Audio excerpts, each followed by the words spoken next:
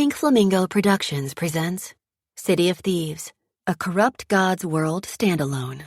Written by Cora Kinborn and Catherine Wiltcher. Performed by Vivian LaRue and Alan Carlson.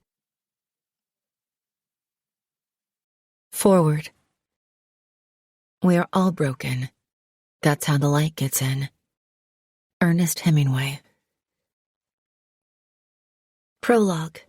Tatiana. 5 years ago. How quickly a charmed life can turn to rust. That's what I keep thinking as I lie here on the floor of my father's office, messing up the chic weave of his Tabriz carpet, my face half in shadow, and my heart a cheap locket left out in the rain. Before tonight, I was living a white lie. My father had a penthouse apartment in Manhattan with a doorman who granted wishes like the genie from Aladdin. I went to the best school with the bitchiest in-crowd, where I never had to straighten my crown because there were always a million eager hands to do it for me. The dark side of the moon has a bigger surface area than you think. My 18th birthday was meant to be fun. My friends and I were planning to hit up my favorite sushi bar and then party at a club on 10th Avenue until our pretty little blisters hurt. I had Dad's Amex Black in my pocket. The future was uncharted waters, but we were diving in anyway. Then I met a monster. A charming, beautiful monster, but I didn't see his claws until it was too late. He insisted on driving me home. My parents were in D.C. and Seb was out getting lit again. It meant there was no one to hear my screams when he dragged me into a room where choice didn't exist, and the word no wasn't heard, no matter how many times I pleaded it. His rough hands held me down to keep me silent. He crushed my chest until I couldn't breathe. Now, there's nothing left of me. Worse. What could be worse than this? I check off the contenders. I could be watching my parents take their last breath. I could be switching off Seb's life support machine. I could be dying of some horrible disease that's eating me from the inside out. But pain is all relative, right? Besides, my monster says his revenge always hurts. I must have blacked out again. When I come around, the clock on the wall reads 1 a.m. Tick. Hello, endless night. Talk. I know he's still here, watching me, amused by what he's done to me. He's leaning against the far wall, smoking a foreign cigarette that smells of gasoline and victory. Don't move, Tatiana. Play dead. It's easy because your soul's already a tomb. He killed it the moment his touch turned to violence. My eyes start to wander. I find myself staring at a piece of artwork hanging above my father's desk. A senator's desk, he called it on his first day in office. Another wave of shame smothering me. The painting is an abstract depiction of hell, but all I see is a girl lost in the orange flames, screaming for someone to hear her, see her, save her. Time passes, and I think about random stuff, like the fact that I haven't done my history assignment and it's due tomorrow. I have school tomorrow. School means questions, pointing, judging, giggling in the hallways and cheap condoms stuffed into my locker. I used to be the most popular girl in school. Now I'm just used. I'm staring at Dad's painting again. My mom owns a private gallery a couple of blocks from here, and my entire childhood was spent making sense out of a canvas, while other kids were seeing shapes in the clouds. I've never wanted to crawl inside a piece of art so much. I want to live in it, forget myself in it. I don't see a girl lost in the flames anymore. I see a new home, the only place I want to be. Stranded, where no one can hurt me again. I must have moved because a dark laugh fills the room.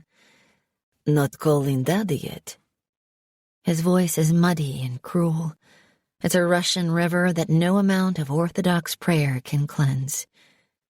I told you I wouldn't, I whisper. Good, because I am not done with you, Kiska. My stomach lurches. There can't be more. Please, God, no more. I try to crawl away, but he's too fast. I beg and scream, and he hits my face to keep me quiet. I silently plead for help as he hooks his hands under my arms and drags me onto the desk my father loves so much. He leans over me, murmuring why he's doing this, how he'll never stop doing this, how he's going to fill up every part of me with his hate for my family. But I keep my eyes trained on the wall behind me the whole time. I wrap the acrylic brushstrokes around me like a blanket. I hide myself in the gilt frame so I can't think or feel. It makes me numb, so gloriously numb.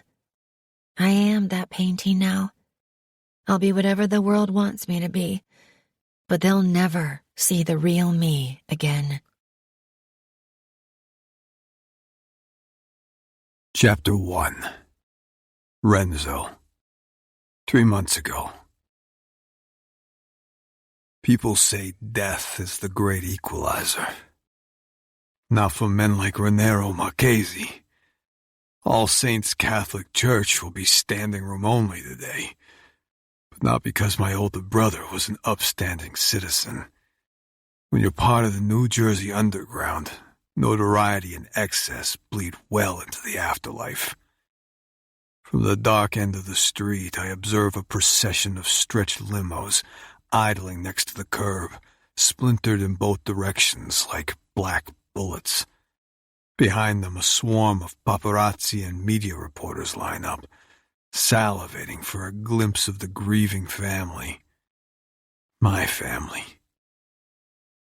Tipping my leather flask back, I let the alcohol slide down my throat, burning me in all the right places, as the clicks of their cameras become the soundtrack of my intoxication. Great equalizer, my ass, I slur, my voice sounding like broken glass dragged along asphalt. Not in my world. Not when I'm a quarter of a bottle of Macallan down, black tie draped around my neck like an afterthought, staring at the stone exterior of the church like an outsider, like I don't belong. Because I don't belong. I never have. I shift my stance, my stare hardening. Death isn't an equalizer. It's the great revealer. Lifting the flask for another swig, my fingers press against the monogrammed LMM, hand-stitched across the front. It was a birthday gift from the guest of honor. I'm more of a straight-out-of-the-bottle kind of man, but it seemed appropriate for the occasion. For him. Mio fratello, I slur again, lifting the flask in a final toast before draining what's left inside. This isn't the end, brother. It's only the beginning. After today, the world will know a new Renzo Marchesi. A colder one. A focused one. A more lethal one. Tucking the flask in the inside pocket of my suit jacket, I run a hand through my disheveled black hair and straighten my shoulders. No one bats an eye in my direction, and for the first time in days, the corner of my mouth lifts. The vultures haven't seen me yet. I control the narrative here, not them. I go where I want, when I want, always undetected. I don't lurk in dark corners. I hide in plain sight.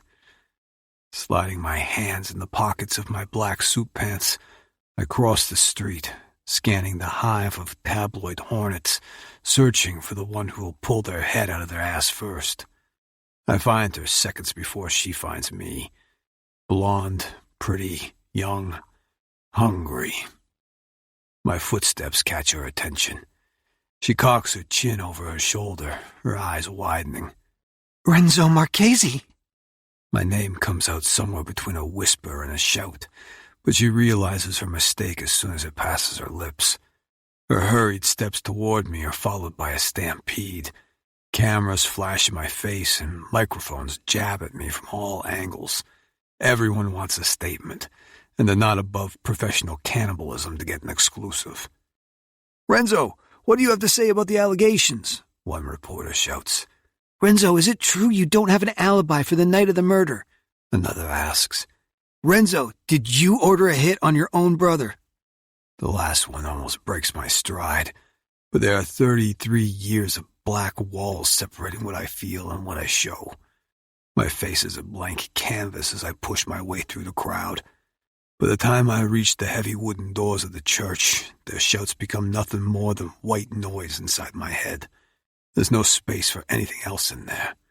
It's too crowded with memories and regrets, accusations and anger. The last two are the strongest. Gripping the ornate door handle, I swing it open and cross the threshold, straight into the broad chest of my cousin Dario. "About fucking time you showed up," he grumbles. I glance at him out of the corner of my eye. Jesus Christ. The asshole's hair is slicked back with so much gel he's a walking caricature of every over-the-top mob movie. I was busy. He leans forward and wrinkles his nose.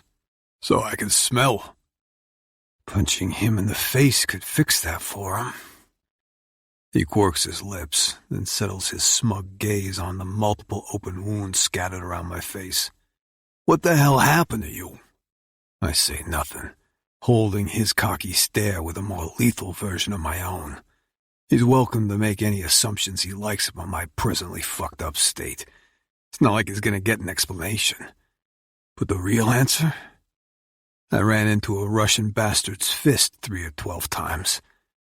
I lick my lips, the metallic taste of dried blood hitting my tongue. And that's just the prelude. Last time I looked, there were a couple of deep cuts on my cheek and forehead, and I suspect more than a few black and blues by now. The truth? I was late to my brother's funeral because I spent the morning at an underground fighting ring, firing fists and bullets like some Wild West outlaw. I thought drawing blood would expel some of this anger, but it didn't come close. "Get out of my way, Dario," I warn. "Do you know how bad it looked when they opened the doors without you?" Folding his arms across his chest, he widens his stance in an attempt to block my path. It's a pointless endeavor. Then again, Dario has always been a stupid motherfucker who can't read a clear message between two straight lines. "For fuck's sakes, Renzo, not only are you Nero's brother, you're a goddamn captain." I step forward, fire blazing in my chest. "You're goddamn right I am, which means I outrank you, soldier." I shove my finger in his face. I repeat, get the hell out of my way. Dario glares at me, but slides backward, opening a wide breath between us. Leaving him standing there with his dick in his hands, I move forward into the church, only to be assaulted by an overpowering scent. There are flowers everywhere. Hundreds of arrangements of wreaths line every inch of the sanctuary, all from extended family, soldiers, associates, politicians, hell, even rivals. Excess, not equality. I keep walking because I'm on autopilot. I'm exhausted, drunk, pissed, and numb. But most of all, I'm furious I'm in this church and that my brother is lying in a casket because of me. Because of a deal that went bad on my watch. Because two Warren brothers finally stood on the same side of the battlefield, only for one to fall at the hands of the other. It should have been me in that hotel room. It should have been me lying on that fucking altar. 2 more steps. 3. That's as far as my feet take me. I don't walk down the aisle and sit in the front pew beside my family. Hell, I don't even sit in the last pew next to people I don't know. I do what I do best. I watch with my back pressed against the wall. I take inventory of every face in attendance, committing them all to memory. They say killers get a kick out of observing the carnage of their crimes firsthand. And I should know.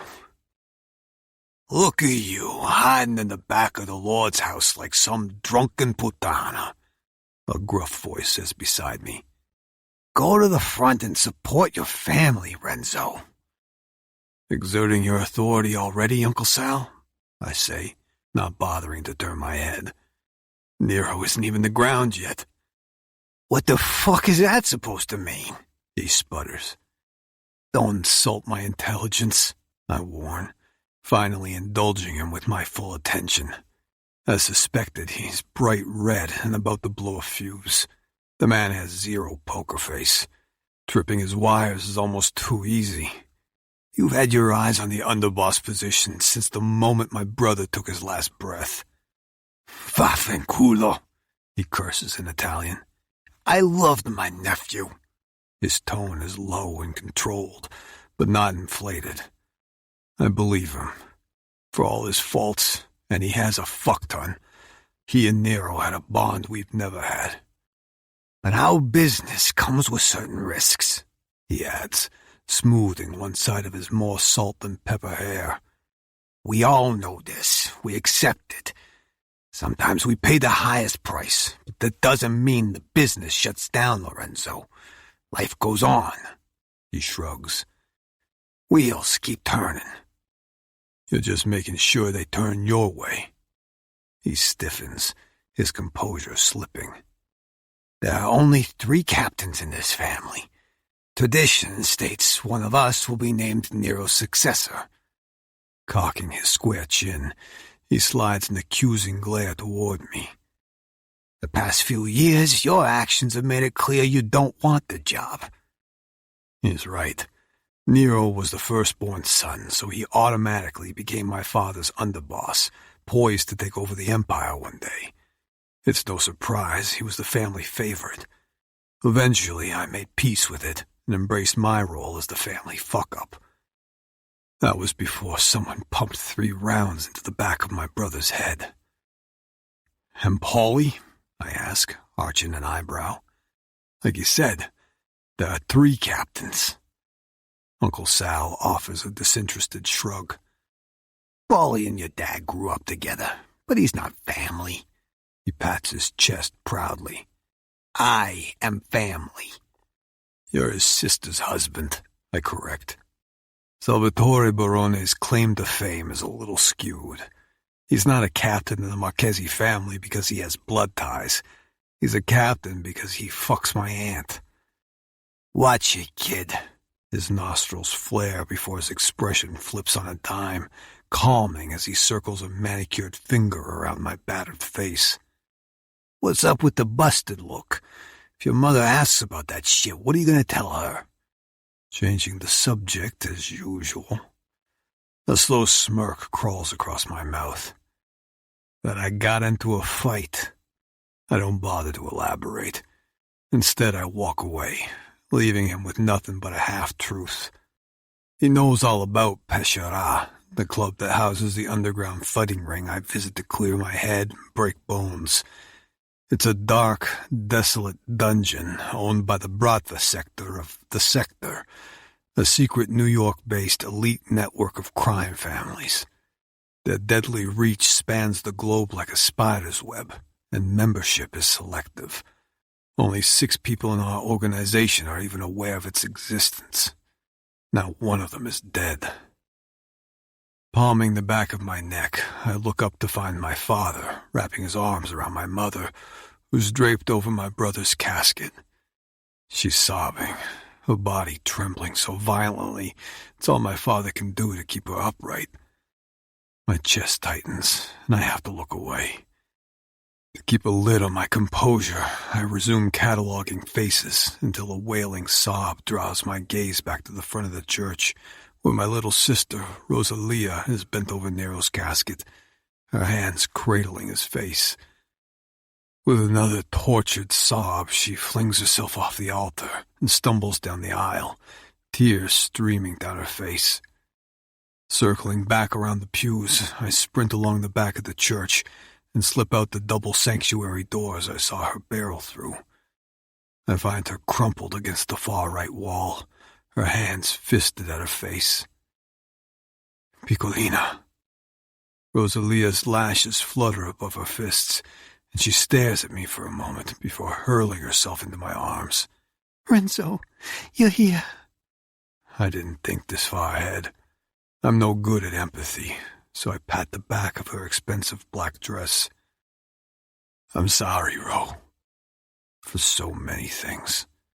For being late today, for keeping my distance for years, but I say none of it.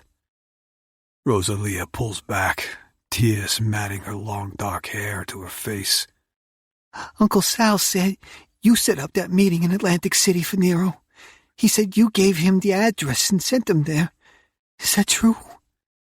I grit my teeth and nod, but I may as well have slapped her.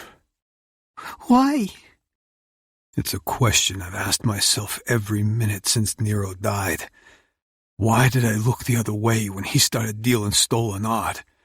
Why did I agree to help him? Why didn't I run more in-depth background checks before following a lead from one of Pescera's most valued members, allowing that asshole to set up a meeting with a private buyer?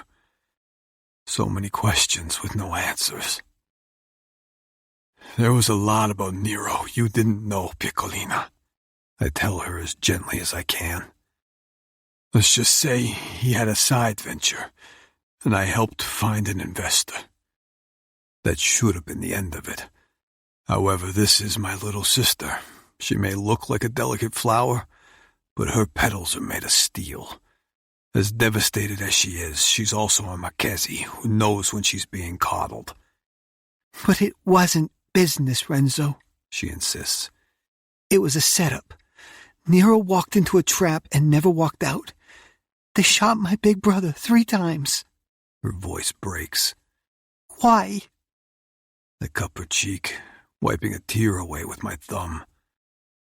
I don't know, Ro, but I swear to you, I'm going to find out. Rosalia. We both stiffen at the deep, even tone of our father.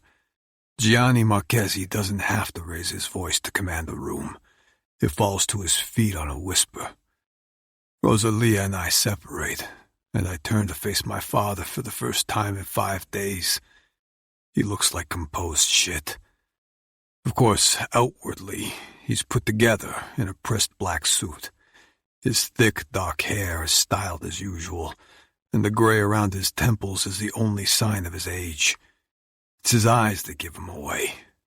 They're identical to mine, dark brown and bloodshot, with heavy black circles staining the skin beneath them. He opens his arms, and on command, Rosalia collapses into them.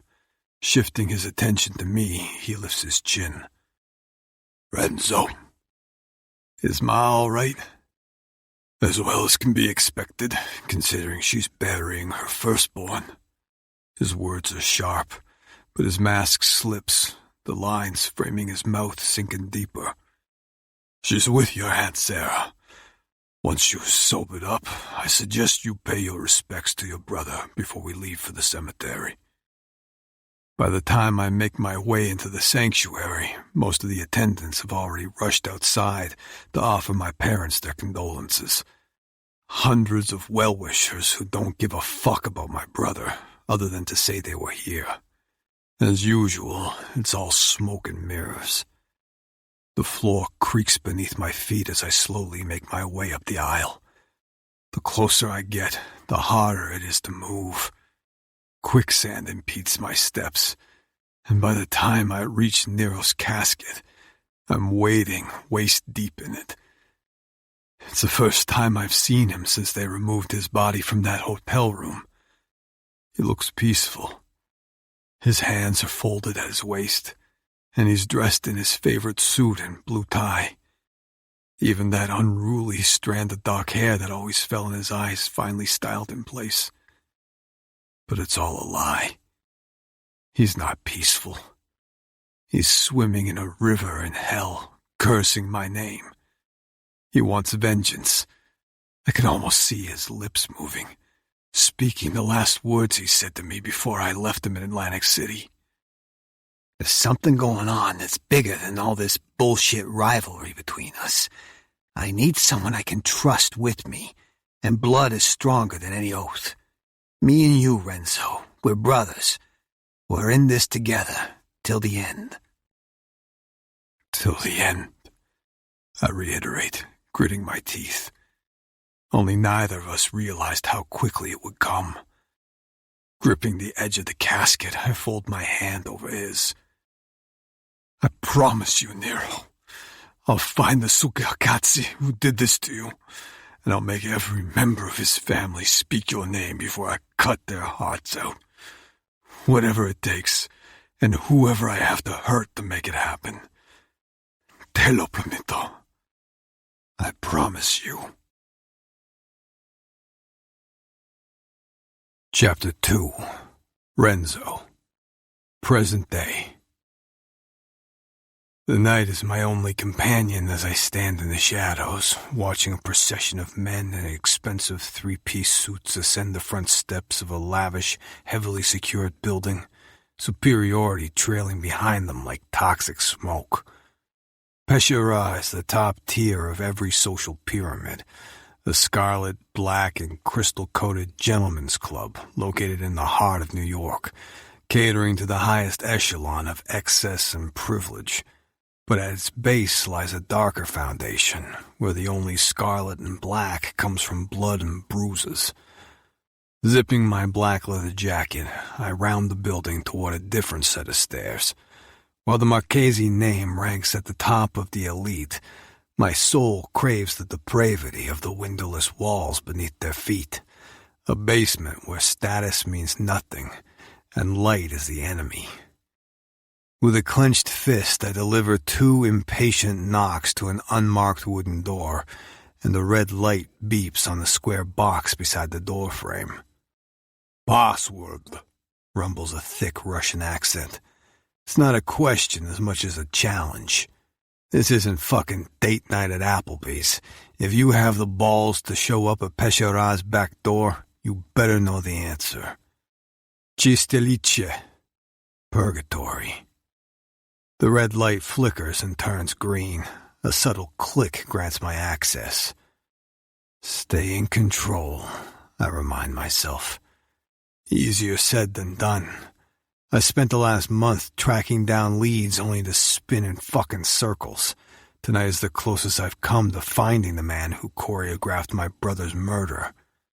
Swinging the door open, I make my way down the 2 flights of splintered wooden stairs to what used to be my sanctuary, the cave.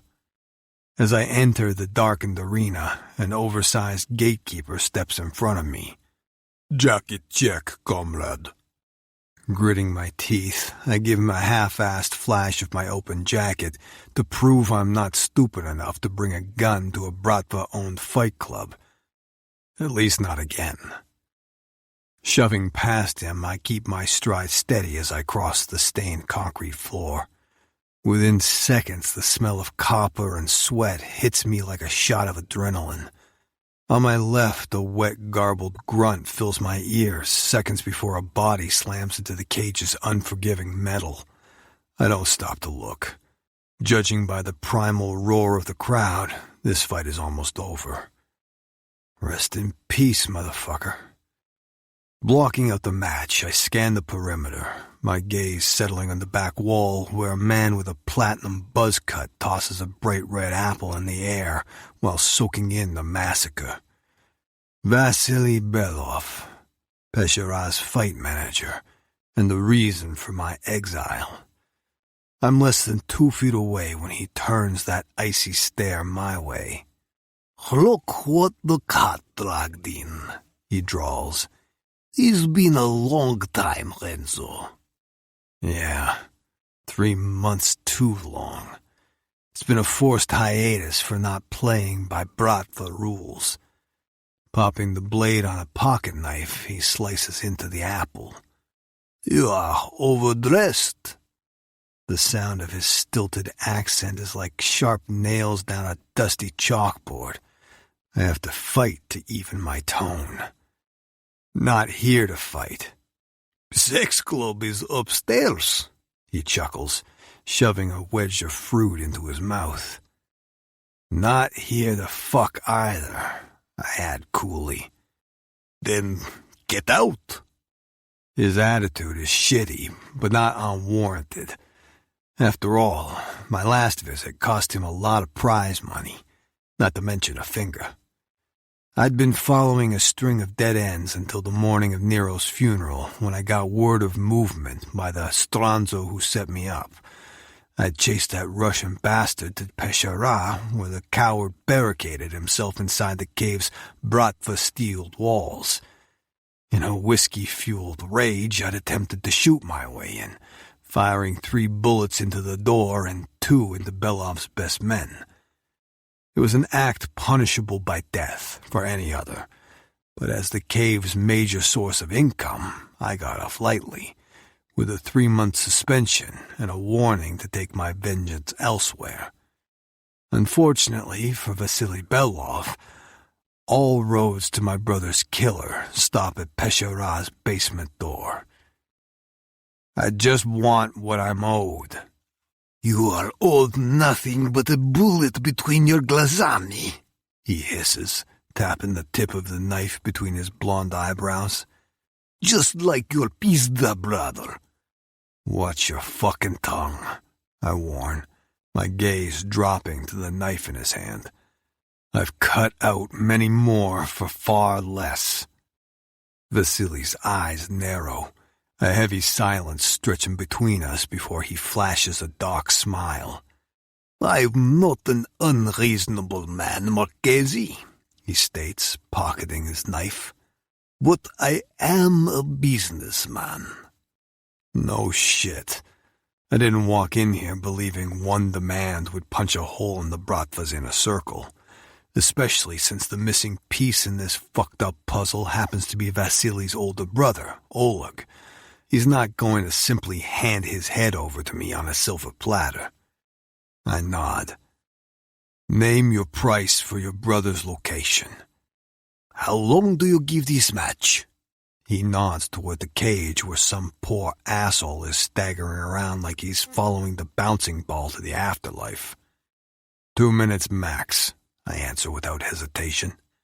Your boy in green took too many throat punches after a roundhouse kick to the chest, one rear chokehold and it's permanent lights out. I survey the sets of packed steel bleachers, where shouting spectators are stacked like a bloodthirsty house of cards, which, from what I can tell, will go over like a whore in church. Scowling, Vasily hitches his arm back, sending the apple sailing from his hand into the concrete wall beside us. That Mudak was supposed to win, not get beaten like a dog. He's practically foaming at the mouth about it, which tells me the pulverized dickhead in the cage has a king's ransom riding on him. It's no wonder the crowd is about to revolt. They thought they'd bet on a sure thing. As soon as the words are out of my mouth, I realize where this is going. The next fight is too evenly matched, the Russian notes, his gaze shifting toward the increasingly irate mob. It could go either way. If those who lose big on that Mudak also lose on 50-50 shot. He waves a dismissive hand. More than one body to clean. I fold my arms across my chest. So what do you want me to do about it? Play cage-side referee? Niet. Fight. He gestures toward the stands again, his expression turning feral. If I take one man out of the next match and put the Widowmaker in, then my guests will empty their pockets. He slides me another slow smile. Walk away alive, and I will give you what you want. Fuck. 7 years ago, I stepped inside that cage, and in 6 days turned 12 white-clad brides into black-veiled widows, earning me the nickname Widowmaker. From that moment on, my bloodthirst became an unstoppable addiction, and I became Belov's main attraction. But I haven't fought since Nero's funeral. Not since the morning I held my own against 4 Bratva Patsans for daring to spill Russian blood. When I finally showed up at the church, I lied about the cuts and bruises, but my father knew where I'd been. That same night, he made me swear on my brother's grave that I wouldn't fight again. But sometimes you have to break a promise in order to keep an oath. A riotous roar draws my attention back toward the cage where, as expected, the bastard in the green shorts hits the mat. DOA. Switch the matchup. Belov scans my dark denim jeans and black t-shirt, then nods toward the locker room. You have 15 minutes. Got change. I slip out of my leather jacket. Don't need to. The Russian cocks an eyebrow. You are giving your opponent an advantage. Good. Then maybe it'll be a fair fight. Most men would hesitate before entering a modern-day gladiatorial massacre. Not me. Murder is easy to commit when you see the man who sent your brother to his death in every opponent's eyes. Oleg Belov. Vasily's brother approached me one night after an exceptionally brutal fight. I'd heard he had his hands in some dirty pots, but when my sources found him clanging around in Nero's backyard, I paid attention. He claimed to have a private buyer interested in one of Nero's paintings. Every lie he told checked out. Now Nero's dead, Oleg's missing, and every finger in New Jersey is pointed at me. The crowd's primal chants become background noise as I deliver punch after punch to the bloodied man trapped between my fists and a metal wall. After a hard right hook, I step back, watching fear, then acceptance flare in my prey's eyes. It's useless blood on my hands, but unavoidable.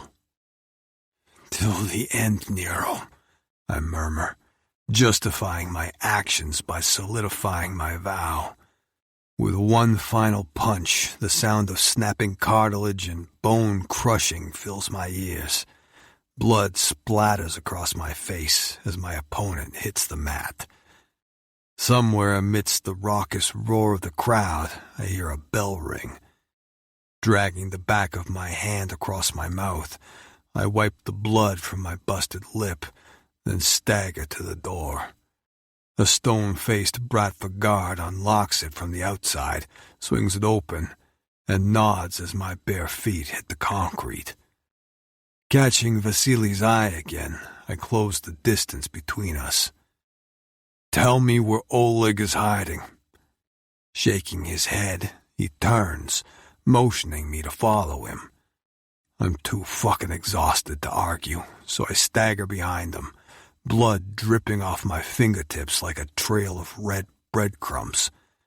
At the end of a darkened hallway, he unlocks a door to the right and waddles inside.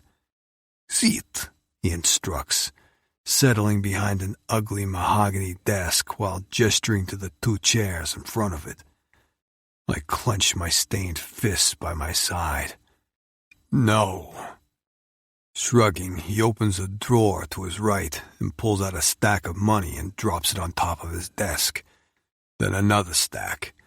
Then another one. After the fourth transfer, he sits back like a proud king. What the fuck is that? Your earnings.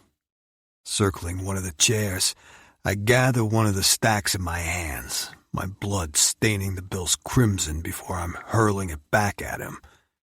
He slams his fist onto the desk. You are being ungrateful.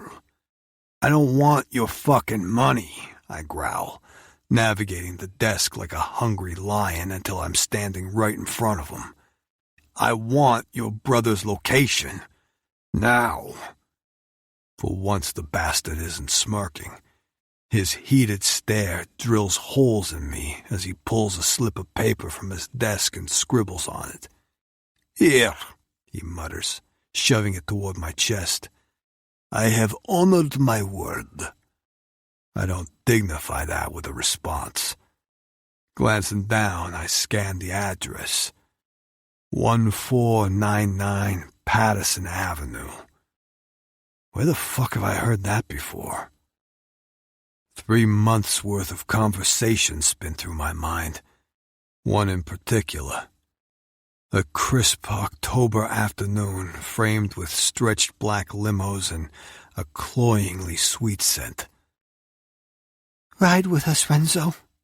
I glanced down at my sister's tear-stained face as she leans out of the rear passenger side door. She's looking at me the way she always did at Nero, like she would her hero. But the devil doesn't ride a white horse, and he sure as hell doesn't ride in his family's limo to a burial he caused. I shake my head. I'll meet you there. Rosalia lets out a sad sigh that drives another stake through my black heart. 1499 Patterson Avenue. I tighten my fist, crumpling the paper in a haze of rage. This is Rosewood Cemetery. I remember following my family's limo there after the funeral. The deal was for Oleg's location, he answers in a bored tone. Reaching into the open drawer, he produces another apple. I watch in silence as he slides the same knife out of his pocket and pops the blade. Now you have it.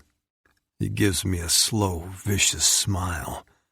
Apparently, my brother made one too many sloppy business deals.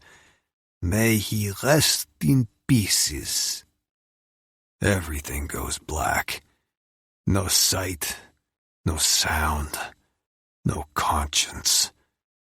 Charging forward, I snatched the knife out of his hands, reveling in his shock as I pressed the sharp blade against his jugular. Did you kill your own brother? When he shakes his head, I tighten my grip. Then who took him out? I do not know. Think harder. I do not know, he repeats, all the color draining from his pudgy cheeks. Oleg and I were brothers by blood, not by choice. Like I said, he indulged in messy ventures and made too many enemies. But you protected him from me, I accuse. You hid him at Peshera, and you had me exiled. Thieves' code, he states matter-of-factly, as if I'm not seconds away from slitting his fucking throat. Regardless of how little I cared for Oleg, Bratva protects their own. Nice try, but not good enough. I press the knife harder against his skin, reveling in his yelp as a bright red bead slips down his neck. Maybe losing another finger might jog your memory. Vasily's heated eyes drop to his lap where the 4 remaining fingers on his left hand curl into a tight fist. A reminder of what his pahan did to him in retaliation after our last altercation. Modak, he mutters before quickly adding, you are still looking for this atonement painting, yes? The one you and your brother were selling the night he died? When I say nothing, he drags his gaze up to meet mine. Apparently it became, how do you Americans say, lost in transit and is turned up for auction in London this Friday. From what I hear, there is a particularly high interest coming from Russia. Bratva? The bastard chuckles. Yet, a Bratva brother would not bother to bid on something he wanted. He would simply take it. This buyer is an outlier, one who prefers to remain nameless. He glances up at me. Much like my late brother's business partner. I clench my teeth. Information that would have been useful days ago. And how would you know that? The painting? I told you already. Oleg was sloppy and liked to brag. As for the auction... His voice rattles as he attempts to gesture at the office's portrait-lined walls. I have an appreciation for fine artwork. Trusting one Beloff has already ended with blood on my hands. Trusting another would be the definition of insanity. Still, this is only the second lead I've gotten since Nero died, so despite the risk, I can't ignore it. If there's a chance this nameless, enigmatic Russian could be the man who walked into his hotel room that night, I have to ensure our paths collide. On my terms. My gaze flicks toward the stacks of money still scattered across his desk. You want to pay me, Vasily? I challenge. Then get me in on that auction. It is an exclusive market. He swallows, then freezes, his Adam's apple bobbing against the blade. The painting you seek is reserved at 5 million. To even secure a seat at that auction house, you need credit checks, an international VIP account. Then get me all that shit. Not me, but I know someone who can. Perhaps if you wear the right suit, there is a chance you could get to them through a back door. Smirking, he flicks his gaze up at me. Or front. Depends on your skills of persuasion. I tighten my grip on the knife handle, a second thin line of crimson blooming across his pale skin. Name. Tatiana Sanders, he blurts out. Who? A New York socialite. She owns the most exclusive private modern art gallery in the city and can open any door for you. But good luck prying the keys away from her. That frigid suka is as cold as they come. Sanders. Why the hell is that name so familiar? What's the name of her gallery? Elysium. That's when it clicks. Tatiana is Senator Rick Sanders' daughter, a dirty New York politician with one hand on the Constitution and the other in the pockets of every underground operation this side of the Hudson. Rearing back, I plunge the knife deep into the center of his desk. You want me to get a senator's daughter caught up in this? I roar. An innocent? Beloff lets out a dark laugh. That girl is no innocent. You want to find who killed your brother. Find an incentive. Turn up the heat on Miss Sanders. Once you control the temperature, even ice can melt. Chapter 3. Tatiana. My father used to tell me that each day starts out dirty, and it's our job to clean it up. Considering who he is, I just assumed he meant for me to turn it to my advantage, by any means possible. But what happens when the days are endless and the stains prove permanent? I find myself reflecting on this as I gaze out of the tinted window of my chauffeured Porsche Cayenne, staring out at a city that's been a protective fortress for me these past 5 years. It's too easy to hide my pain amongst the nameless faces here. The towering skyscrapers have replaced the jagged spikes around my heart. Pursing my red lips, I sweep my Chanel sunglasses onto my face as the car pulls up to the curb outside Regency's, the most exclusive auction house in Manhattan. It's the kind of morning when the bright New York sunshine exposes every crack and blemish on the sidewalk. It's also exposing my brittle mood. So far, the last couple of hours have given me the hangover from hell and a pathetic $5,000 commission from selling the artwork of a man I wouldn't usually throw a Negroni Spagliato cocktail on if he spontaneously combusted. Every job has its limitations, and working with self-important jackasses like Emmanuel Scott is mine. Then again, choice isn't everything when your finances have recently taken the jumping equivalent of a Wall Street banker during the Great Depression. I check my phone, noting the 3 missed calls from the withheld number, the 2 from Erica, my personal assistant at the gallery, and 1 more from my twin brother, Seb. That's another thing my father told me before we stopped speaking to each other. before the words United Family became the new Iron Curtain. Never take money from someone you can't sweet-talk while fucking them sideways up the ass. My mother wasn't so enamored with him for sharing that morsel of advice, but it turns out he was right. Dirty money is like a dirty day. Sometimes you can't clean it up, no matter what you do. Still, I'm betting he was never blackmailed into liquidation. Putting his own private gallery, a place I adore with all the hot and cold in my soul, into major jeopardy. We're here, Miss Sanders, my driver announces, bumping sunglasses with me in the rearview mirror. 20 minutes before the auction starts, right on schedule. Thank you, Andrew, I say briskly, gathering up my purse and this morning's auction brochure as I wait for him to open my door. The moment my heels hit the sidewalk, I'm glancing up at the cream-colored stone building while the rest of New York ceases to exist around me. I can't stop staring at it. It's like a compulsion, brought on by the shiver of a memory. I'm reliving the first time my mother brought me here when I was 10 years old. She let me eat pink ice cream in the white and gold lobby, and then calmly purchased a painting for $1 million. She outbid a fiercely competitive room that day like she was bidding on cattle. Just her, with a white paddle and a number, and a child who couldn't stop fidgeting. I remember the painting, too. It was the most beautiful thing I'd ever seen, and the only piece of art I'd ever known her to buy that wasn't abstract expressionism.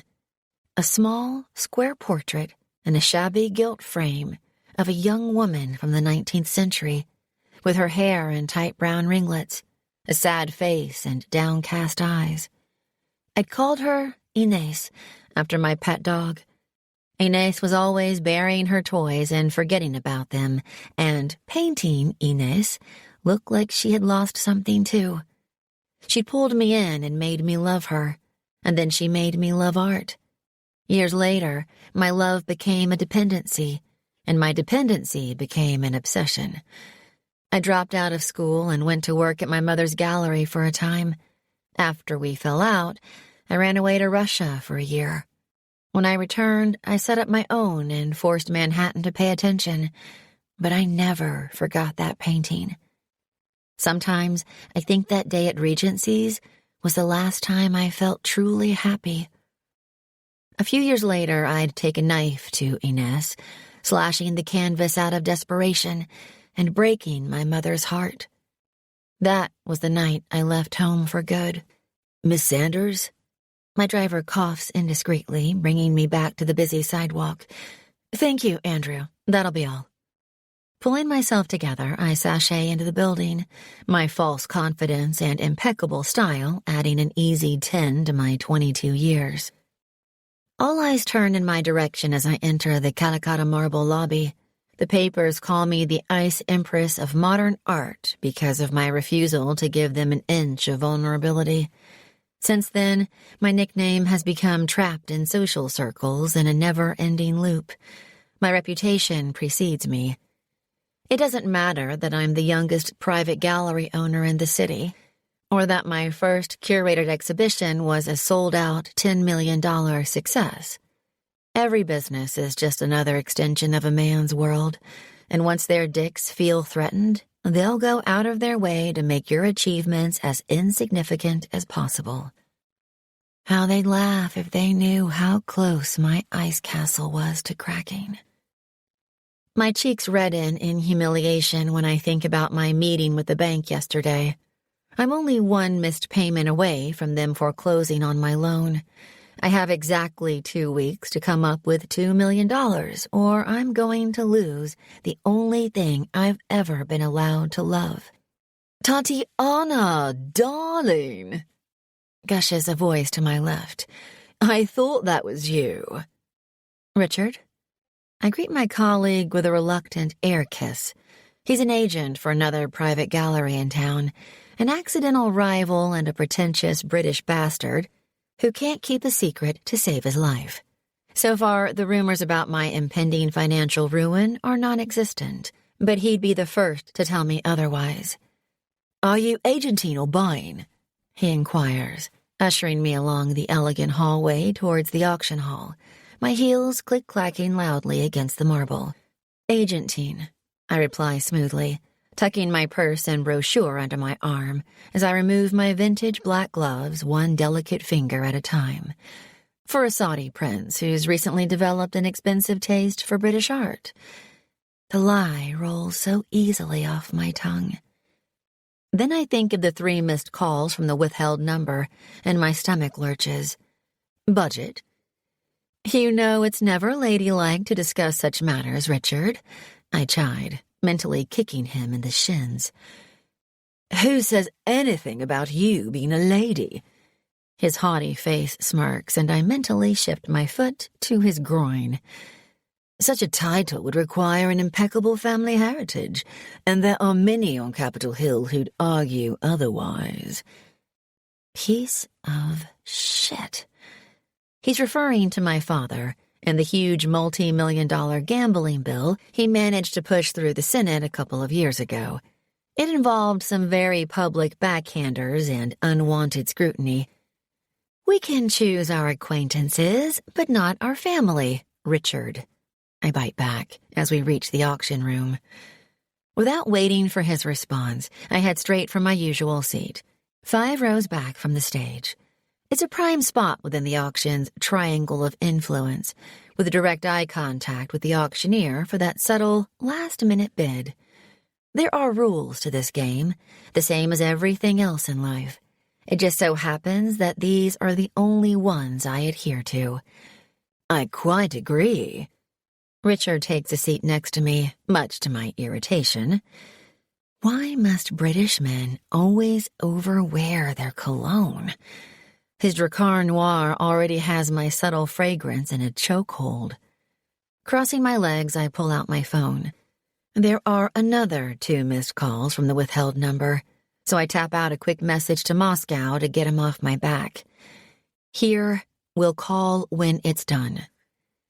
I tell myself that this is the last time as I slide my device back into my purse, but I'm just as good at lying to myself as I am to everyone else. The room is filling up fast. Nearly every seat is taken. "Bunch of champagne sensationalists," Richard clucks disapprovingly, glancing around at the latecomers. "The only reason British portraits are so popular this year is because of the recent scandal with the monarchy." Not even the ghost of a smile disturbs my red lips. I'm determined to live up to my nickname today, and then some. "I have to say, I'm surprised to find you here too, Tatiana. You specialize in abstract expressionism, do you not?" "I'm diversifying." "How tedious for you, darling. Did you hear that Regencies are thinking of upping their commission on each sale from 12% to 13%? I watch him nod at several familiar faces from the art world, like the obsequious asshole he is. "I guess even the sharks need to sharpen their teeth in the current economic climate." "Why, hello." He trails off in breathy upper-class awe. "What have we here?" Mildly intrigued, I angle my head to see who's caught his attention. Amongst the arrivals of generic gray and navy blue suits, there's a 3-piece black tailored affair hanging back from the rest. The cut of the material is exquisite, and then my eyes travel north to register the face of the man inside it. He's an electric storm about to break. He's Lucifer from Milton's Paradise Lost, beautiful but capable of utter devastation. Momentarily jolted from my icy throne, I watch as the man's dark eyes travel the room at a measured speed, taking in every face.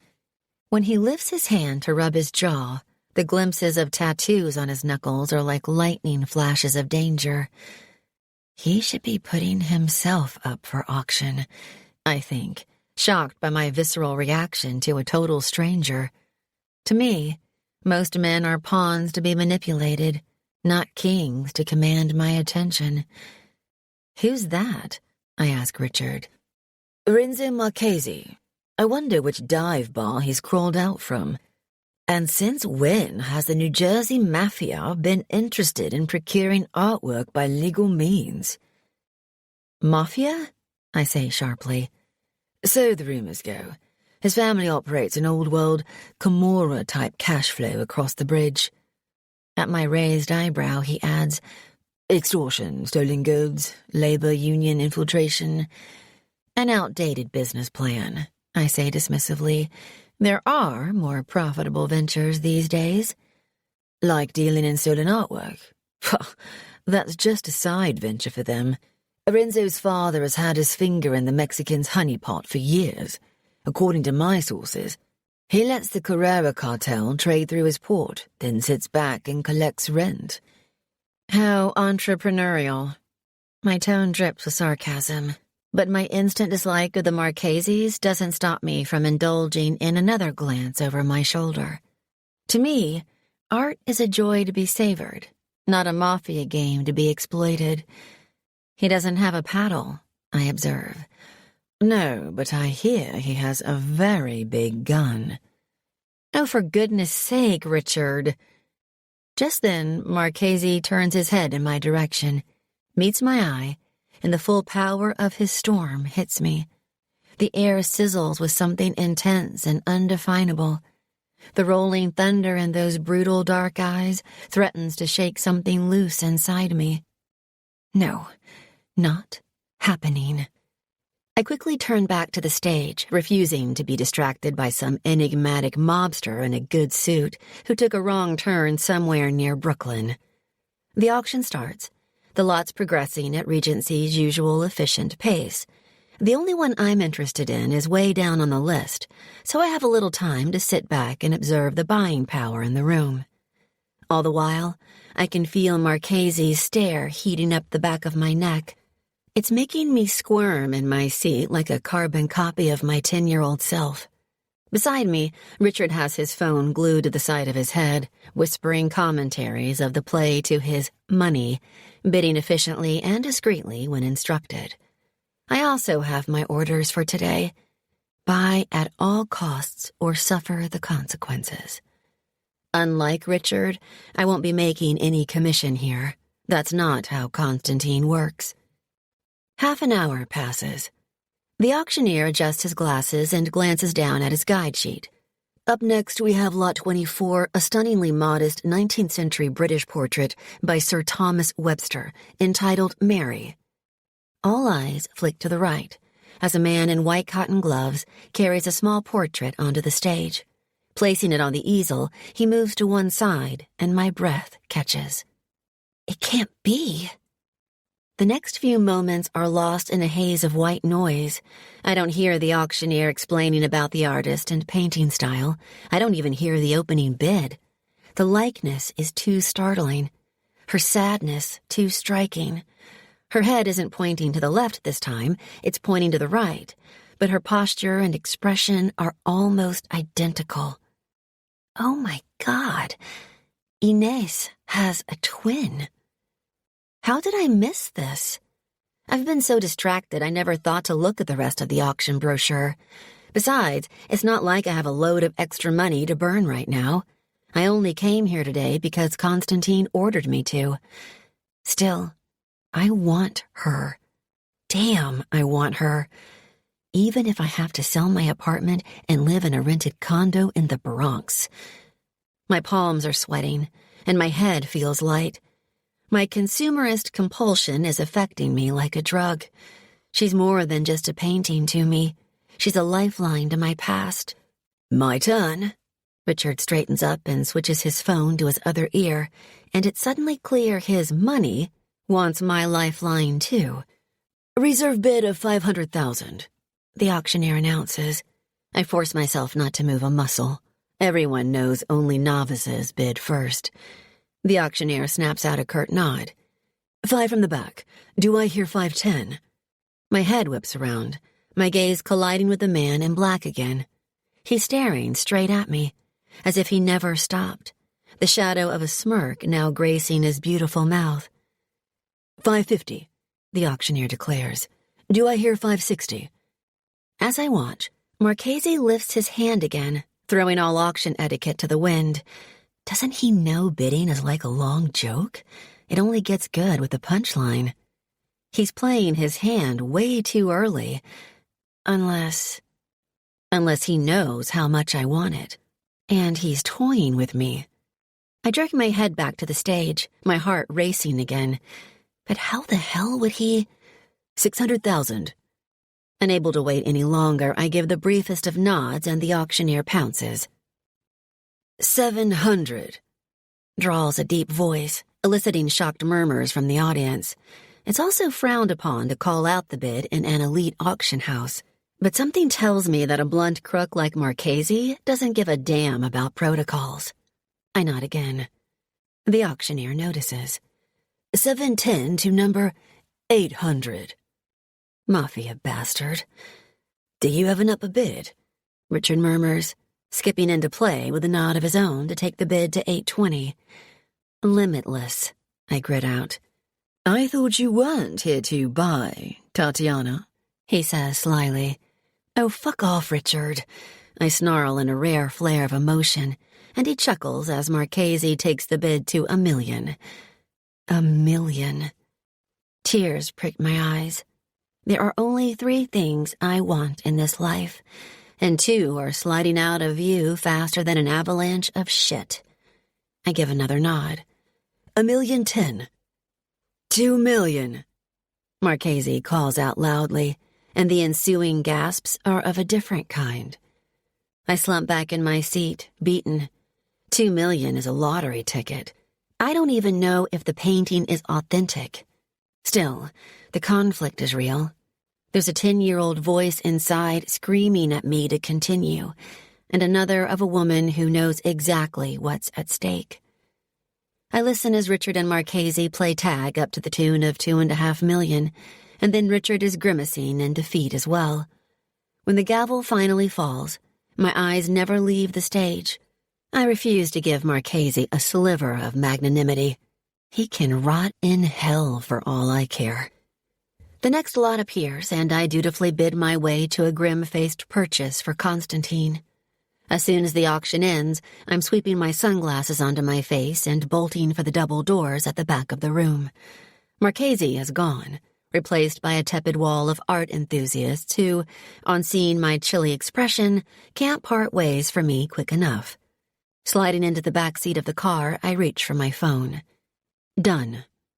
Tossing it onto the empty seat next to me, I close my eyes in misery. When I do, I see the downcast face of Mary. All I want to do is call my mother and tell her all about it. My phone beeps. It's a warning. A chastisement for straying too close to doing something I know he'll make me regret. Steeling myself, I glance at my device, but for once, the message isn't coming from one of Constantine's burners. Now that I have your attention, I'll see you tomorrow night at 8 p.m. sharp. Chapter 4. Tatiana. Good afternoon, Miss Sanders. My assistant, Erica, rises from her seat as I glide through the glass doors of my gallery half an hour later, still clutching my phone. Your 1 o'clock appointment has just arrived. He's perusing the Grey Gree collection in the atrium while he waits. His credit checks and budget are excellent. I thought you'd like to start with the gallery's top tier. Thank you, Erica, I say, tossing my black gloves, purse, and sunglasses onto her desk, grateful, as ever, for her quick thinking and brisk efficiency. Hiring her last year was like striking gold. I have no interest in small talk, and neither does she. Our only common denominators are my hectic work diary and the priceless artwork that breezes in and out of these doors. It's going to hurt like hell when I have to let her go, but I can't think about that right now. How was the auction? She asks, collecting up my belongings and turning toward my office, her blonde ponytail flicking from one slim shoulder to the other in a neat little dance of Aveda. Interesting. Truth is, I'm still smarting about losing Mary to a classless savage who will never treat her the way she deserves. Oh! Smoothing down the faint wrinkles in my designer black pencil dress, I glance toward the atrium and brace myself for my next battle of the day. I acquired an 18th century portrait for Mr. X. Please invoice him accordingly. There's a small pause. I'll do that right away. Erica is familiar with the pseudonyms I use for my clients. Constantine, for example, is an elusive man who changes names on the regular, like a spinning alphabet wheel. What's catching her off guard is the fact I bid on something that wasn't created in the 20th or 21st century. Recently, Constantine's been demanding purchases beyond our usual remit. 950, Erica. Commission percentage? Nil. Not in monetary terms, anyway. Maybe this time he'll be true to his word. Maybe this time he'll fly me out to Moscow and give me a whole hour as a reward. It's been 200 days, 5 months and 17 days since he last relented, and every single second apart has been agony.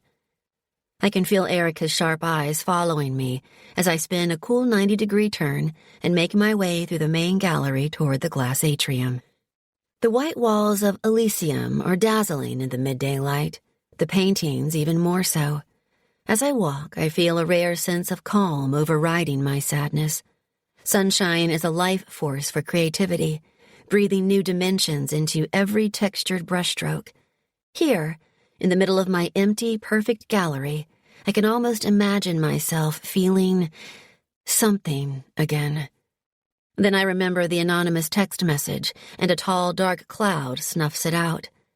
I know it's Marchesi who sent it.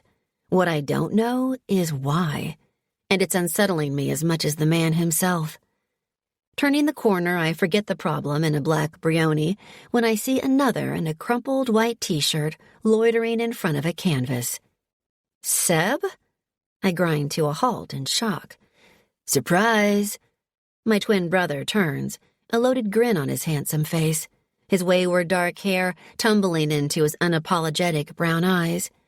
He looks so much like our father now that my breath catches.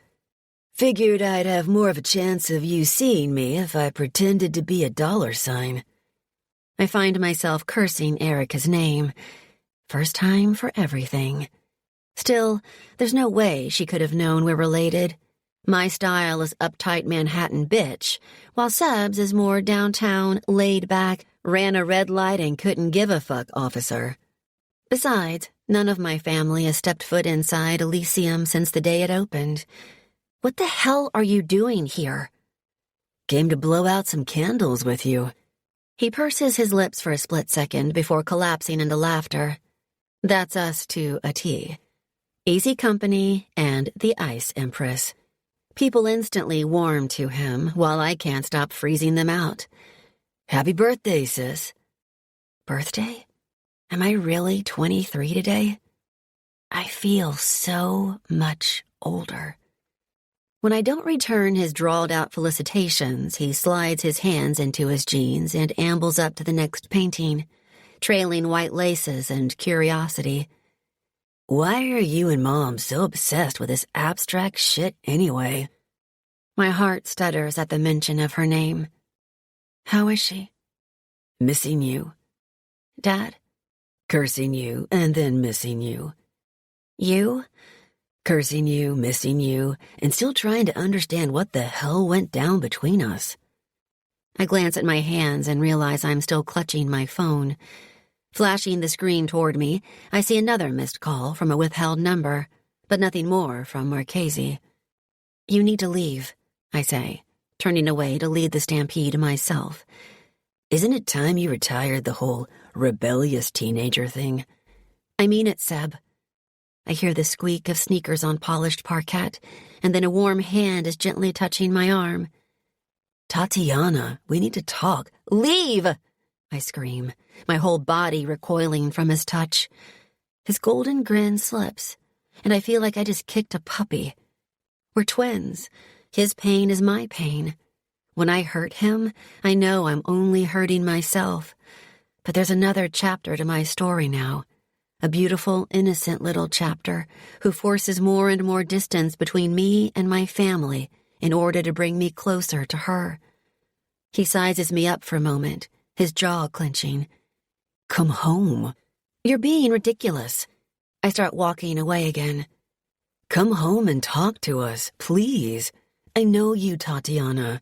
I know there's a reason you keep pushing us away. He drags his hand through his messy stoner hair in frustration. You can't hide your big secret forever, Bluebell, whatever the fuck it is. Bluebell. I think of carpets of color, and then forests plowed deep and destroyed. I think of a sweetness gone sour. Who says it's a secret? I whip around, my teeth bared.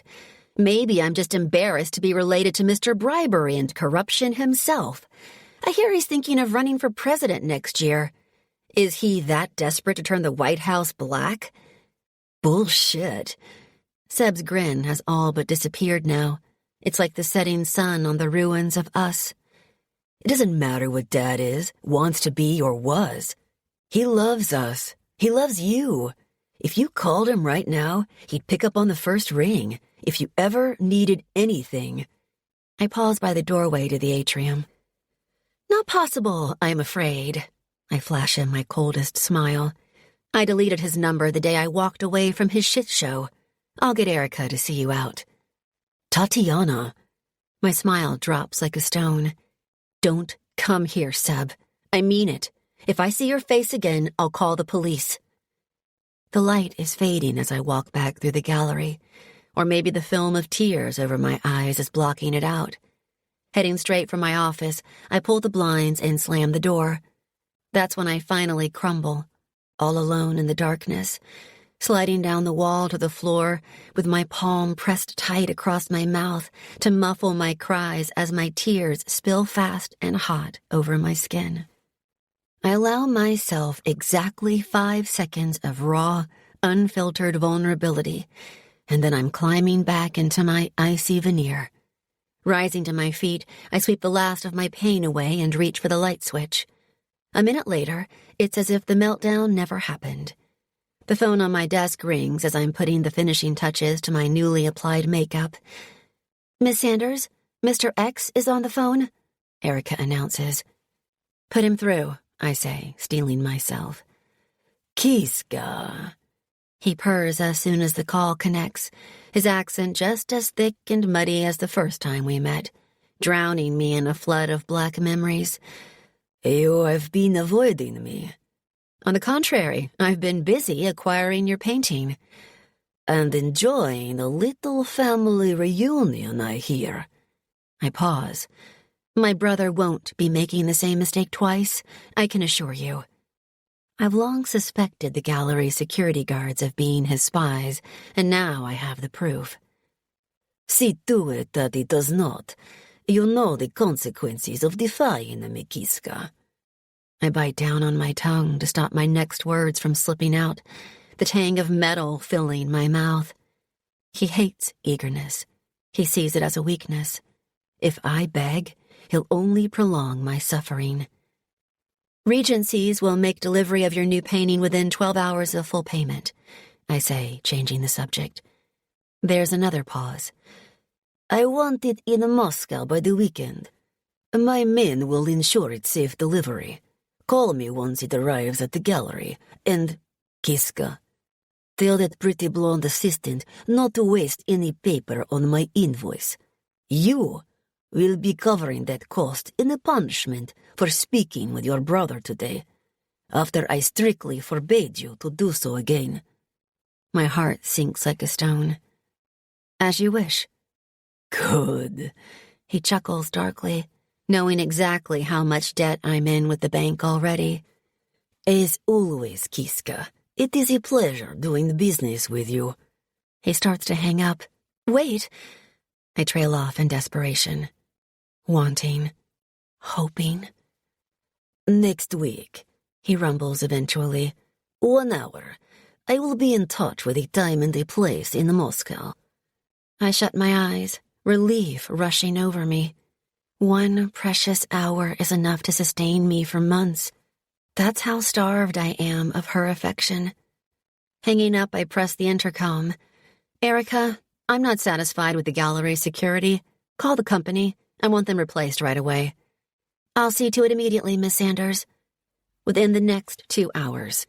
As you wish, Miss Sanders.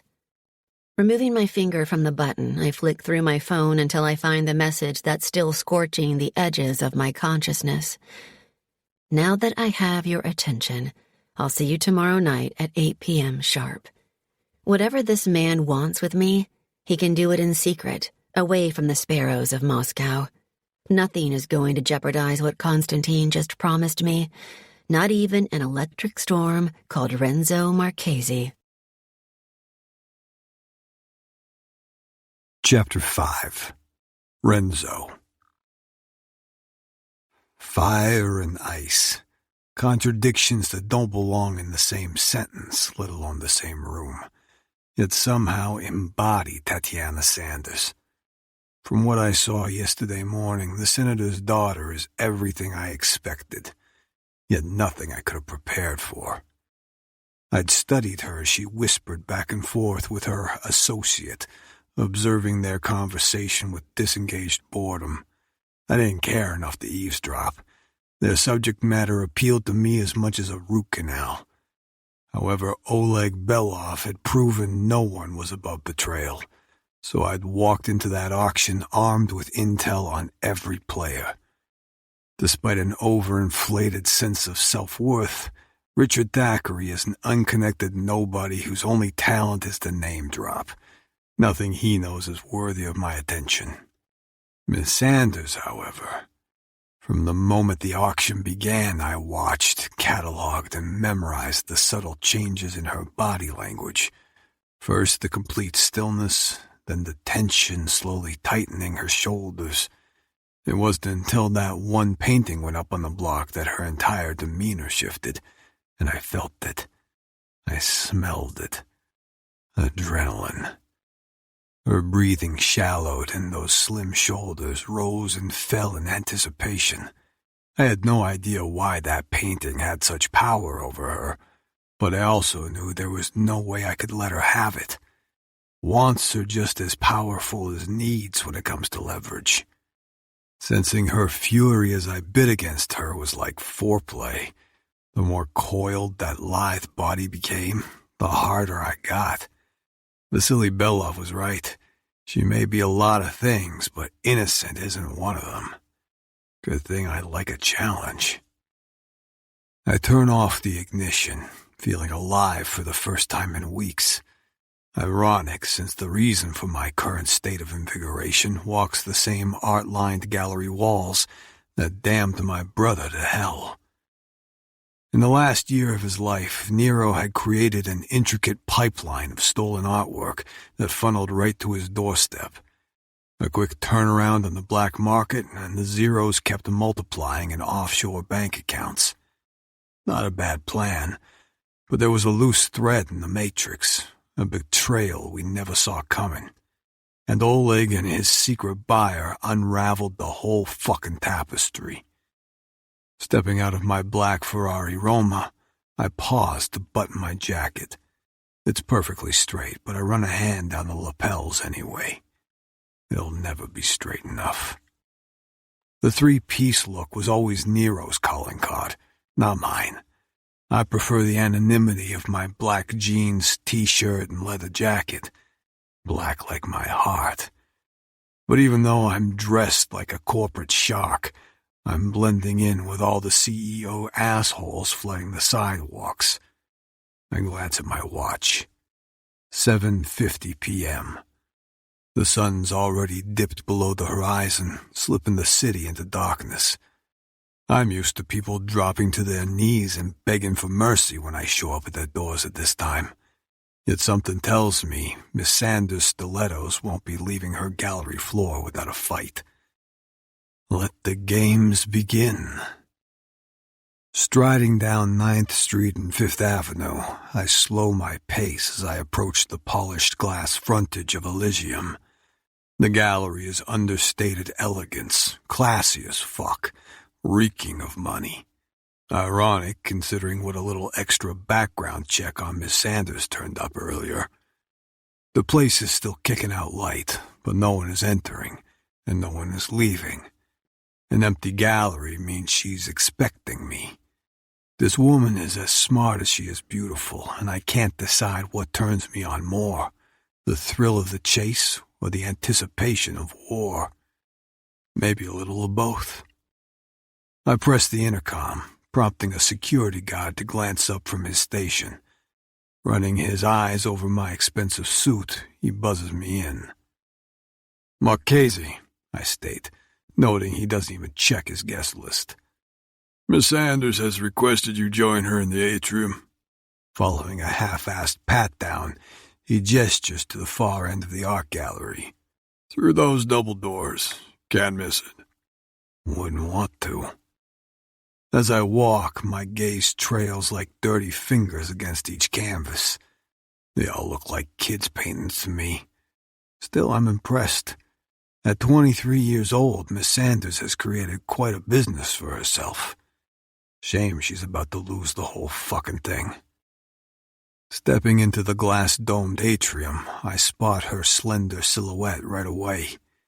I take in her profile as she gazes up at some abstract piece-of-shit painting that looks like gasoline-splashed asphalt. She's more than appraising the canvas. She's absorbed in it, her head tilted to the side, her dark hair still twisted into that tight bun from yesterday morning, not a hair out of place, with her tight black pencil dress holding all her secrets in. What is it about this woman? My type is uninhibited, not uptight, but there's a dark part of me that wants to see her come undone in my hands, to take a hammer to that icy facade and see what's really underneath, to close my fists around that hair and arch her back as I slam my cock into that frigid pussy. I take a step closer. She must have heard me, but she's refusing to turn. And another. "Careful, Miss Sanders." I move in close behind her, watching as her shoulders stiffen. "You're becoming dangerously predictable." Her eyes never stray from the painting. My eyes never stray from her tiny waist, the material gently flaring into the kind of curves that make me pay close attention. "And how's that, Mr. Marchesi?" Christ, even her voice is like a rainstorm in December. One more step brings us to an even level. "You have a strange fascination with complicated artwork," I note, gesturing at the canvas. "Oh?" "Does it reflect a complicated woman?" She tilts her chin in the air, the light catching on a razor-sharp cheekbone. "Have you come to psychoanalyze me, or to take something else that belongs to me?"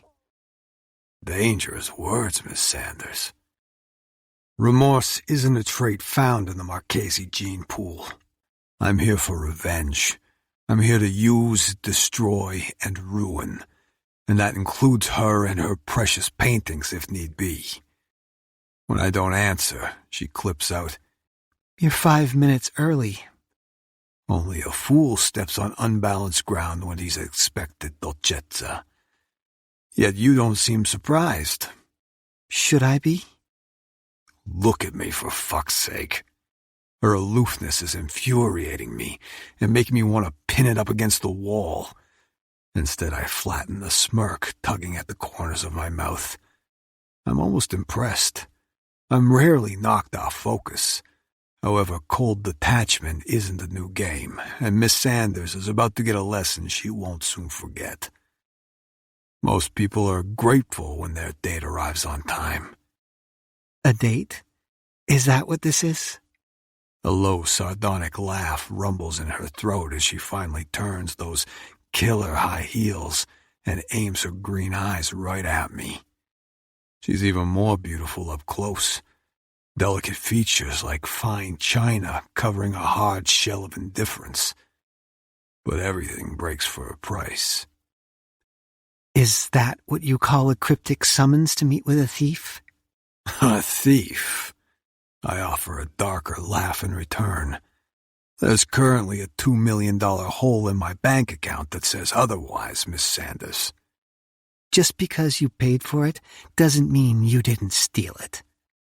Pausing, she drags those piercing eyes from the top of my head to the soles of my shoes. And you don't strike me as an art enthusiast, Mr. Marchesi. Quite the opposite. I bite back another smirk. The way my name rolls off her tongue throws a lit match on an already simmering fire. It's Renzo, I correct, adding dryly. And what gave it away? What didn't? She volleys back, her challenge edged with bitterness as she steps away from the canvas. You mocked and ridiculed your way through every rule of auction etiquette but one. I arch an eyebrow, waiting for the insult. She doesn't disappoint. You put your money where your mouth is. You paid for that painting even though you don't understand it or want it, and that pisses you off more than you know. Accompanying the jab with a slow clap, she flashes a tight smile. You hate not knowing, don't you, Mr. Marchesi? Still, I suppose congratulations are in order. You're not a total classless savage. She's right, a fact that riles me up even more. This pretentious cockshow was Nero's playground, not mine. I wouldn't know the ass end of a Jackson Pollock from the freak show of a Picasso, but my brother was a chameleon who could adapt to any business. Once welcomed inside the upper echelon, he found his niche, then carved his initials in it, until someone shot a bullet through them. I suppose that's high praise coming from a young girl like you, I taunt, walking a slow, predatory half-circle behind her. I'm 23, she snips back, her narrowed gaze tracking my every move. And I own every square inch of this gallery. The corners of her lips twitch. Can you say the same? My smirk fades, and my molars grind together like a fucking saw. The answer is I have nothing. Not a goddamn thing except for that painting and a blood-stained trail leading across the Atlantic Ocean. I've never wanted anything, never needed anything. Until Nero's death, I was content with serving as my family's executioner. All that's about to change the moment I walk out of this gallery. Scratch that. The moment we walk out. Because Miss Ice Empress doesn't have a choice in the matter, despite the bullshit untouchable vibe she's given off. You called this meeting? She reminds me. The tension between us stretched to a breaking point. Are we going to continue trading insults? Or is there a point to you barging into my gallery and life like this? Before I have a chance to say a word, that accusing gaze snaps back to my face. If this is some kind of Mafia protective extortion, I suggest you take your offer and... In 2 steps, I have her backed against the nearest white wall, my palm silencing those sinfully full lips and wicked tongue. Exhaling slowly against my skin, Tatiana stares up at me through thick, dark lashes, daring me to take this further. What the hell am I doing? Stay focused. I'm here for penance, not pussy. Sliding my palm off her face, I slip my hands into my pockets and resume my prowl. Since you seem to know so much about me, then you know my family conducts business in New Jersey, not New York. Besides, you're not the only one with a portfolio, Tatiana. And what the hell is that supposed to mean? She runs her fingers lightly across her chin, as if scrubbing the last traces of me away, as if my touch disgusts her. My fists clench in my pockets. Your family is as stained as mine. However, yours hides their sins beneath a patriotic pin. I know all about you, Dolcezza, and I know who your daddy is. For the first time, she flinches, so I drive the knife in a little deeper. It seems the senator's princess likes to play both sides of the moral line. I am not my family, Mr. Marchesi. Another direct hit. My apologies, I offer, sweeping my arm out in an over-the-top snide gesture. Here I was under the impression the branches of our family tree were up for discussion. There's a beat of silence. Whatever you think you're going to extort from my father by darkening my doorstep, you're wrong, she warns. I'm rarely wrong. Well, there's a first time for everything. Her lips form a tight line, and I assume the subject has met an untimely death. But then she turns her head and lets out a rough breath. I haven't spoken to my father in years, so congratulations again, Mr. Marchesi. You have cornered the black sheep instead of the cash cow. How unfortunate for you to have wasted your time. With that, she starts walking toward the double doors leading back to the main gallery. You can see yourself out. I'm not here for a handout, Tatiana, I call after her. She stops and turns. Then what are you here for? A business proposition. Not interested. Not even for that portrait I outbid you for this morning? She freezes, her green eyes flickering over my face, searching for the truth from a habitual liar, or whatever the hell she thinks I am. What do I need to do? Spend 48 hours in my company, plus overtime. She scoffs. Is that an indecent proposal? Don't get your hopes up, Dolcezza. I want to undress your knowledge, not your wardrobe. There's a painting up for auction in London in 2 days. I'm in need of an agent to procure it for me, plus a front-row seat for the sale. Another half-truth. I'm more interested in the seller and the competition than the prize, but what she doesn't know won't hurt her. There's a long pause. Which painting? Some abstract expressionism piece of crap, I say dismissively to rile her up. Your area of expertise, I believe. What's the reserve? She says, her eyes flashing. 5 million. There's a flare of recognition on her face. You're talking about the atonement. I bite back a scowl as the name rolls off her tongue. You know it? It's stunning, she admits. So stunning that there's no way in hell I'm helping a man like you get your hands on it. Not even for the British portrait I bought today? She pauses. In time you'll grow bored with it, Mr. Marchesi. You'll discard her, no doubt, like you do all the women in your life. And when you do, I'll be waiting. You talk about her as if she's real, I observe, not bothering to contradict her. She starts to say something else, then stops herself. I'd wish you luck in London, but I'd be lying. Still, a word of advice. Refine your auction skills beforehand. Atonement is selling at Weatherby's, the most famous auction house in the world. They won't be as tolerant of your uncultured antics. I bark out a rough laugh. Lucky for me, I'll have a refined ice bitch next to me to keep me in line. I think you misheard me, Marchesi. I'm not interested. I'm not accepting. Oh, go to hell. My next laugh comes from a black place, buried under a mountain of regret. Too late, Dolcezza. I sold my soul to the devil a long time ago.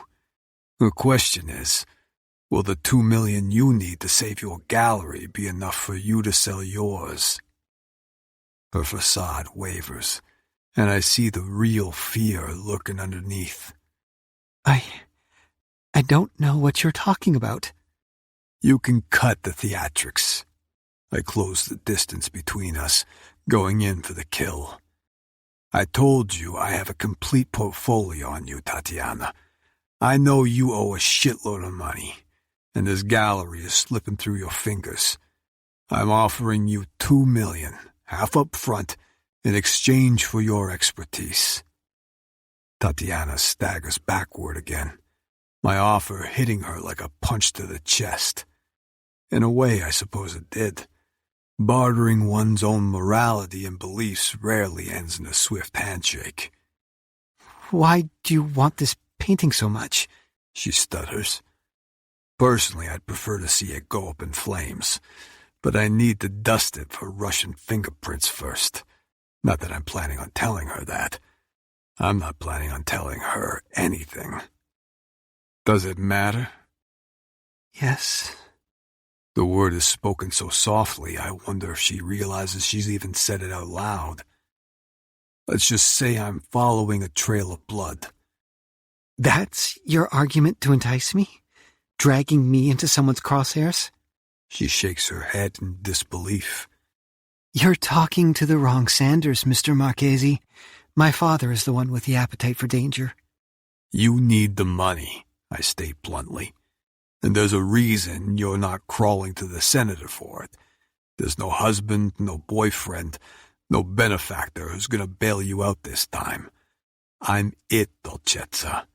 Stop calling me that, she seethes. I am not your sweetheart. Maybe not, but you are drowning in a financial black hole, Miss Sanders, and I don't see anyone beating down your door with a better deal. Seeing her face blanch, I ditched the sarcasm for a dose of hard reality.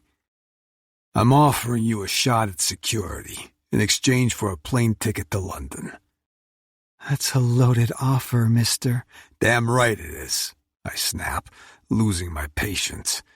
Turning on the soles of my Testoni dress shoes, I stride toward the gallery's front door. I'll see you at Teterboro Airport in 2 days' time. And if I don't accept? Comes a challenge from behind me. Crosshairs can be shifted, Miss Sanders, I warn, stepping into the welcoming darkness. I'd hate for you to end up as collateral. Chapter 6. Tatiana. Bad sleep is like smoke. The more you reach for it, the more it keeps slipping through your fingers, leaving you wanting and desperate, wired and exhausted.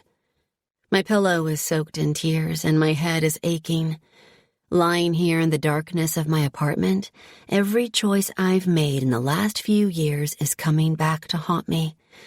My thoughts so vivid and monstrous at times. Not even a couple of Vicodin can blunt their teeth. I see the faces of everyone I've hurt and discarded, hanging like portraits from my own gallery walls. Mom, Dad, Seb, my half-brother, Sam, all my friends. I remember snippets from my old life. I remember what it feels like to love and be loved, and the loss of that has me screaming into a clenched fist sometime around 3 a.m. I think about Marchesi, too. I think about the silver scars on his face and knuckles.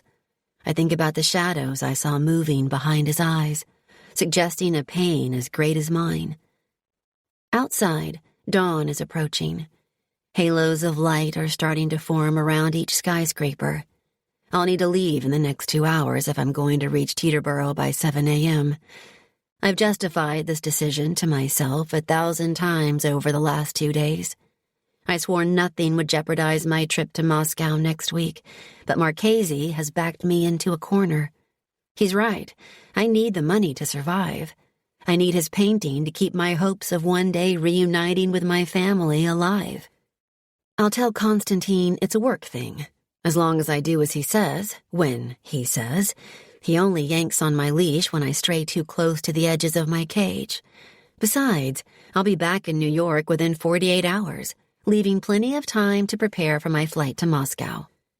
Once I return, I'm going to pay the bank loan off and send the portrait Mary to my mother as an anonymous apology. She'll know it's from me. It won't even scratch the surface to make up for all I've done to her, but it'll be a start. Throwing off the white bedsheet, I step into the shower and let the water cover every inch of my body. Despite the heat, I can't shake the stone-cold feeling that history is about to repeat itself. Be wary of handsome men in good suits offering unattainable gifts, because they've never served me well in the past. I was a teenager when I first met Constantine. He was 34 and hungry. He poured compliments over my teenage insecurities, set fire to an obsession, and I've been trapped in his hellhole ever since. The phone rings as I'm stepping out of the shower, my pale skin flushed and steaming, the chain on my silver locket tangling with my wet hair. Somehow I know it's a Marchesi wake-up call, so I let it ring out. It happens again. And again. That's another thing about men like him. They only know how to use force and bribery to control a situation, while indifference is a far more useful weapon. Show him a heart, and he'll pierce it with a bullet. The more I keep him at a distance, the safer I'll be. We arrive at Teterboro Airport with 10 minutes to spare. My driver, Andrew, glides the Cayenne to a smooth stop alongside the gleaming white Cessna. Marchesi is standing by the steps wearing jeans and a black leather jacket, filling out his casual attire in a way I hate myself for noticing. The suit is gone. The pretense is over. But not for me. I'm wearing an identical black pencil dress to the one I wore the other day, and I'm refusing to remove my Chanel sunglasses as I exit the car.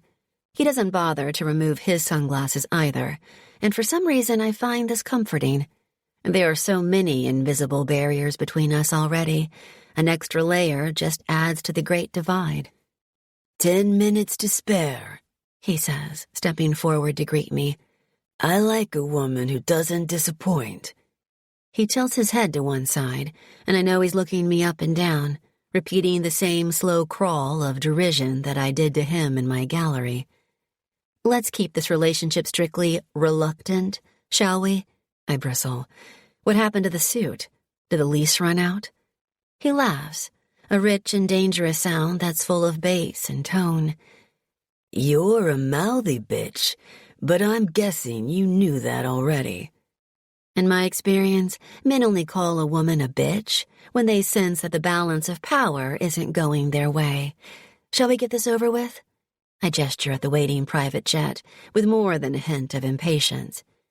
He seems larger today, a 6'3" wall of unpredictable hard muscle, wearing his sin like an open shirt. On second thought, I preferred it when he hid the worst of him behind his black brioni. Do you have any luggage? Yes, But before I can explain, he's taking my Louis Vuitton carry-all from Andrew's hands and carting it toward the plane. He tosses me a look over his shoulder as he passes. What's the matter? Never had a man carry your luggage who's not on your payroll? Of course I have, I lie. I was just thinking how much servitude suits you. If you ever tire of being a criminal, you can always be my butler. Carry the fucking thing yourself, then. With that, he dumps my carry-all on the dirt asphalt a foot from the aircraft steps. Then, I watch in mounting anger as he climbs them at a leisurely pace and disappears into the cabin. Miss Sanders, Andrew coughs discreetly behind me. May I take that for you? No, thank you, I huff, picking up the damn thing myself, before adding under my breath, I need an object to throw at Mr. Marchesi's head, should the amount of turbulence disappoint me. Navigating the steep metal steps in high heels is no joke, especially when I'm balancing the carry-all in one hand and my laptop case in the other.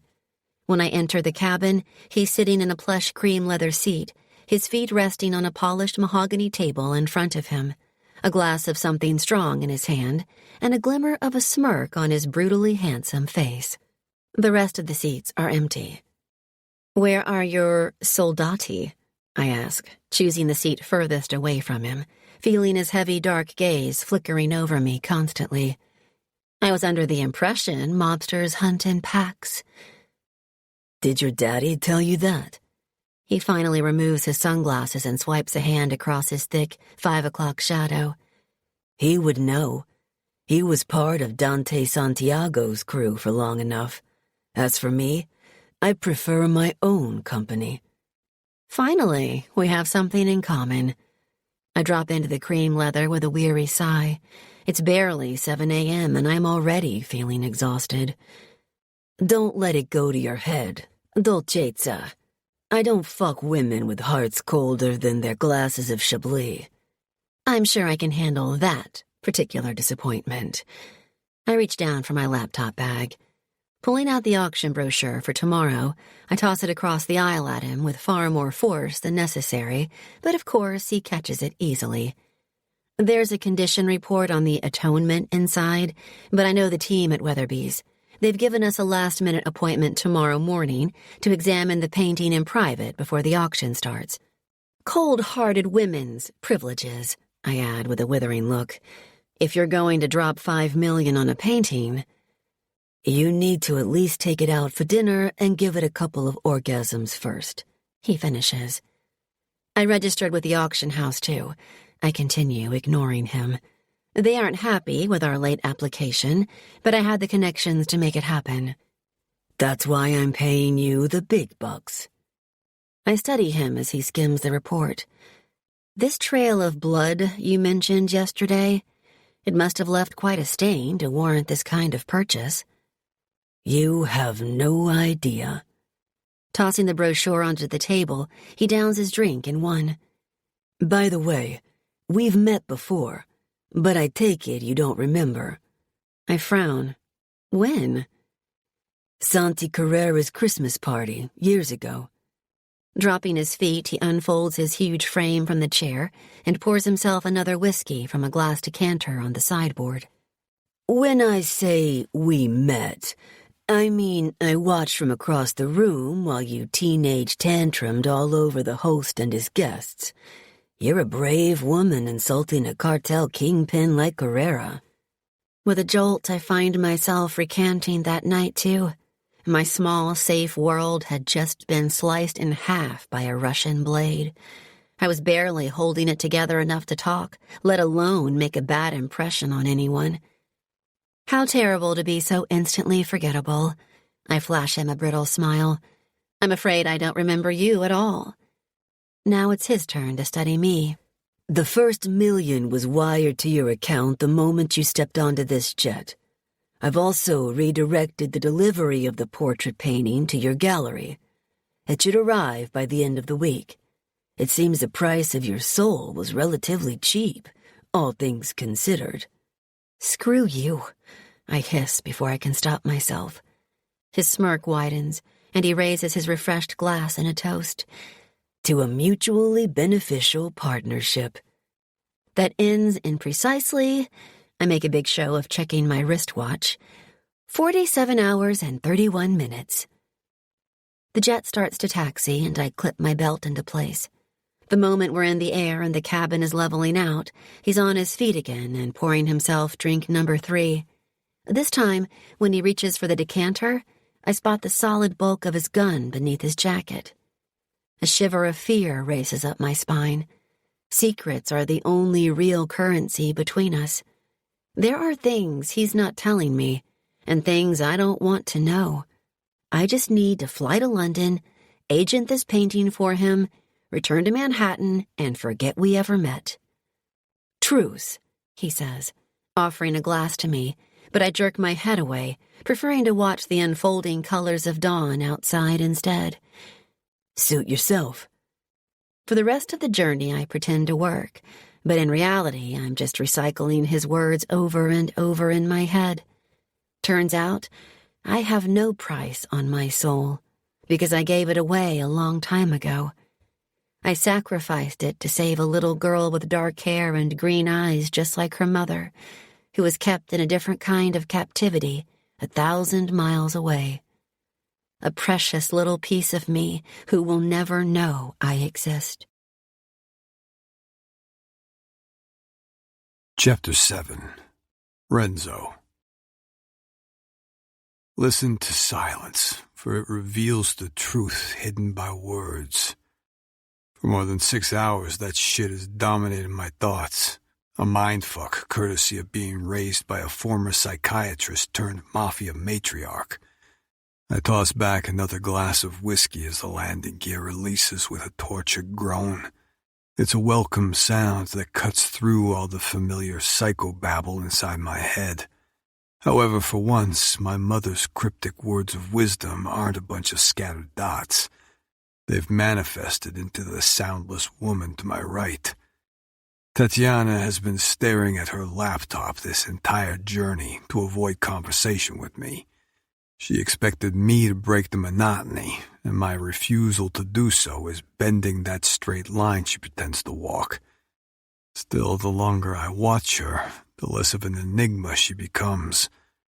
Her silence is her weakness. And somewhere buried deep within those protective layers of barbed wire lies the reason for it. It's not her gallery's impending bankruptcy that shut her down, and it's not the painting I bought out from under her. It's bigger than that, and whatever it is, I don't have long to figure it out, and then use it to my advantage. A life lesson straight from the Don himself. Always have a trump card in your back pocket. An unprepared Stronzo is a dead Stronzo. As the wheels hit the tarmac, Tatiana's eyes snap up to meet mine. You look far too satisfied with yourself after a long-distance flight, she says, unbuckling her seatbelt with a flick of her wrist. Did you blackmail a convent while we were flying over the Atlantic?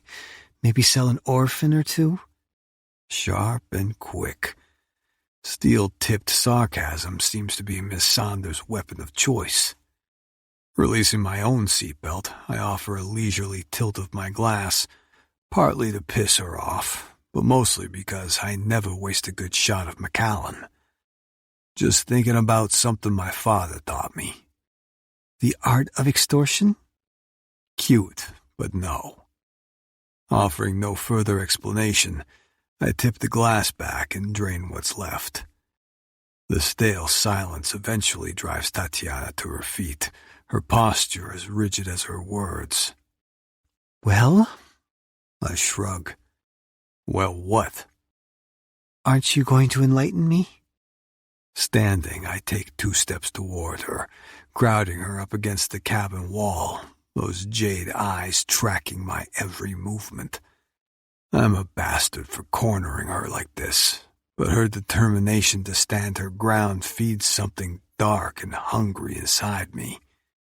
The truth is, it's been a long time since anyone has had the balls to challenge me. Forcing a lethal smile, I point to her forehead while slicing a vertical movement through the air. And miss seeing that line sink between your eyebrows when you don't get what you want? Not a chance. I don't get a line between my... Her emphatic argument takes a nasty turn when her fingers brush across her face. Scowling, she drops her hand as a subtle click toward the front of the jet turns both our heads, sending my hand to my holster. False alarm. I let out a low breath and draw my jacket back over my gun as a bleached blonde in a tight black pantsuit appears in front of the cockpit door. Good afternoon, Mr. Marchesi. A curt nod is the most my flight attendant is going to get from me. While efficient, this girl seems to think complimentary in-flight service includes my dick. Unfortunately, her continual disregard of professional boundaries is going to end badly for her. Flashing me a coy smile, she swings her hips down the aisle as she heads straight toward us. Jesus Christ, this girl is about as subtle as an earthquake. We've arrived in London, she chirps. The air stairs are fully assembled and have arranged the car and hotel bookings as requested. There's a loaded pause as she bites her lip. Can I be of any other service? Absolutely fucking not. That'll be all, Piper. There's no mistaking the warning in my tone. Her lips flatten in disappointment as she hands me my bag. I watch as Tatiana casts a pointed look down at her own bag, resting in the aisle, but Piper clasps her hands in front of her and pins her with a defiant glare. Well, this just got interesting. I half expect retaliation for that. Instead, Tatiana's mask remains firmly in place as she strides toward the doorway and retrieves the bag for herself. Thanks, but I've got mine, she says. Her backhanded gratitude is laced with scorn. Piper bares her teeth. I've booked 2 separate rooms at the Annabelle Park Hotel. How efficient of you. At this, Tatiana pushes past her and glides down the air stairs with her bag in tow. By the time I catch up with her, I'm ready to pick at random threads again to see what unravels next. Retract the claws, kitten. She's just an employee. Tatiana's manic pace comes to an abrupt halt. She slowly spins around before letting out a harsh laugh. You think I'm jealous of your flight attendant? Let me be very clear, Mr. Marchesi. I couldn't care less who or what you do. This is a business trip, and despite what you may tell yourself... She leans forward, the sweet scent of her perfume doing fucked up things to my self-control. You're just not that interesting. Is that right? Afraid so. There's that steel-tipped sarcasm again. First rule of lying, Dolcezza. Make this. Closing the space between us, I lightly tapped the same vertical line sinking between her eyes again. Match what comes out of this.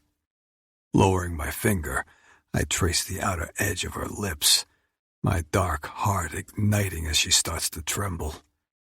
It's a whisper of a touch, restrained, a deceptive taste of what I'm truly capable of. Yet somehow, it's more intense than if I'd grabbed her by the throat and pinned her against the jet. Tatiana jerks away, tossing me a filthy look before resuming her walk toward the black town car parked next to the jet. I'd like to go straight to the hotel.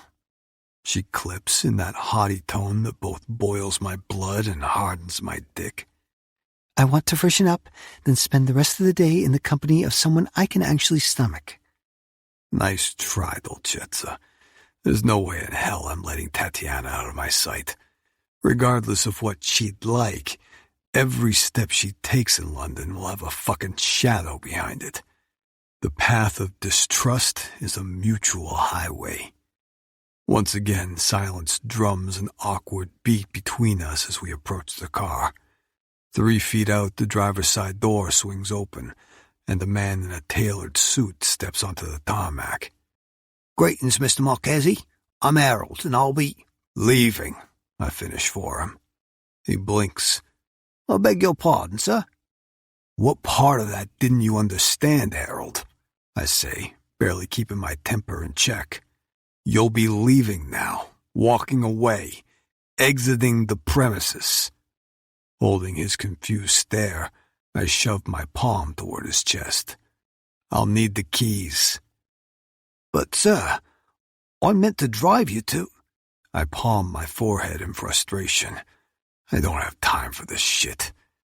Are you aware of my last name? A rhetorical question, but he answers anyway. Yes, sir.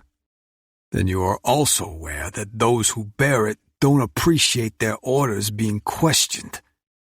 As the man stands wide-eyed and mouth opened, I walk a slow circle around the car, inspecting every part, from the hood to the trunk.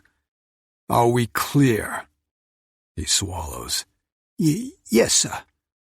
Good. Giving the undercarriage another thorough scan, I climb to my feet. Harold's hand shakes as he drops the keys into my waiting palm. The moment the transfer is made, he turns on his shiny black shoes and hurries toward the terminal. Tatiana's eyes are all over me as I round the car and pop the trunk. I'm in no mood for another argument, so after throwing my bag inside, I tug hers off her shoulder and toss it in next to mine.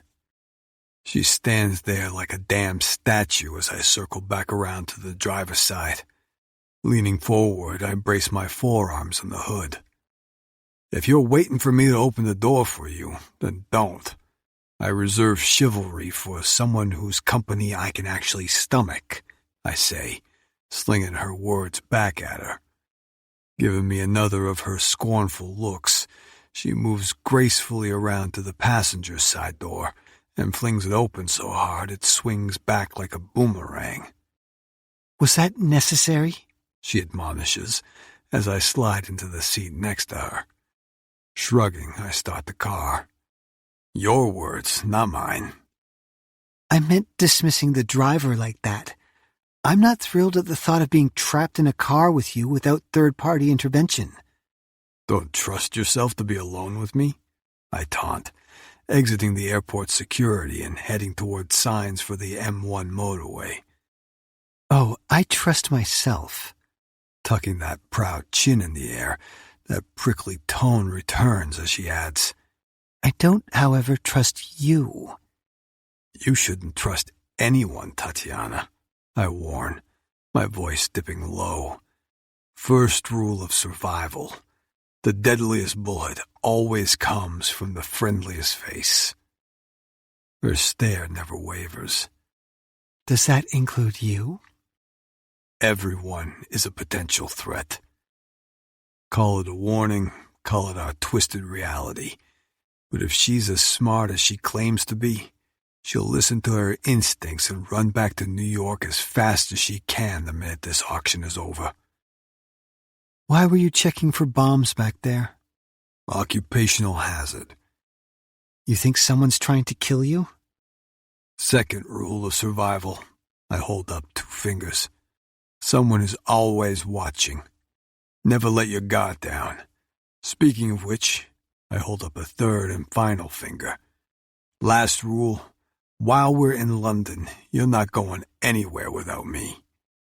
Don't be ridiculous. She pulls her phone from her purse and starts tapping away. My shoulders tense. Who are you texting? It's none of your business. Everything you do while on my dime is my business, Dolcezza. Her fingers tighten around her phone. I told you not to call me that. And I told you not to do anything in this city without my approval. It seems neither of us follows directions. She sighs. If you must know, it's an old friend. Bullshit. She doesn't have any friends. Why? To arrange a lunch date. Cancel it. Excuse me? Cancel it, I repeat, shifting my gaze upward to meet her stare. You're not here on holiday, Miss Sanders. You're here on retainer. Don't forget that.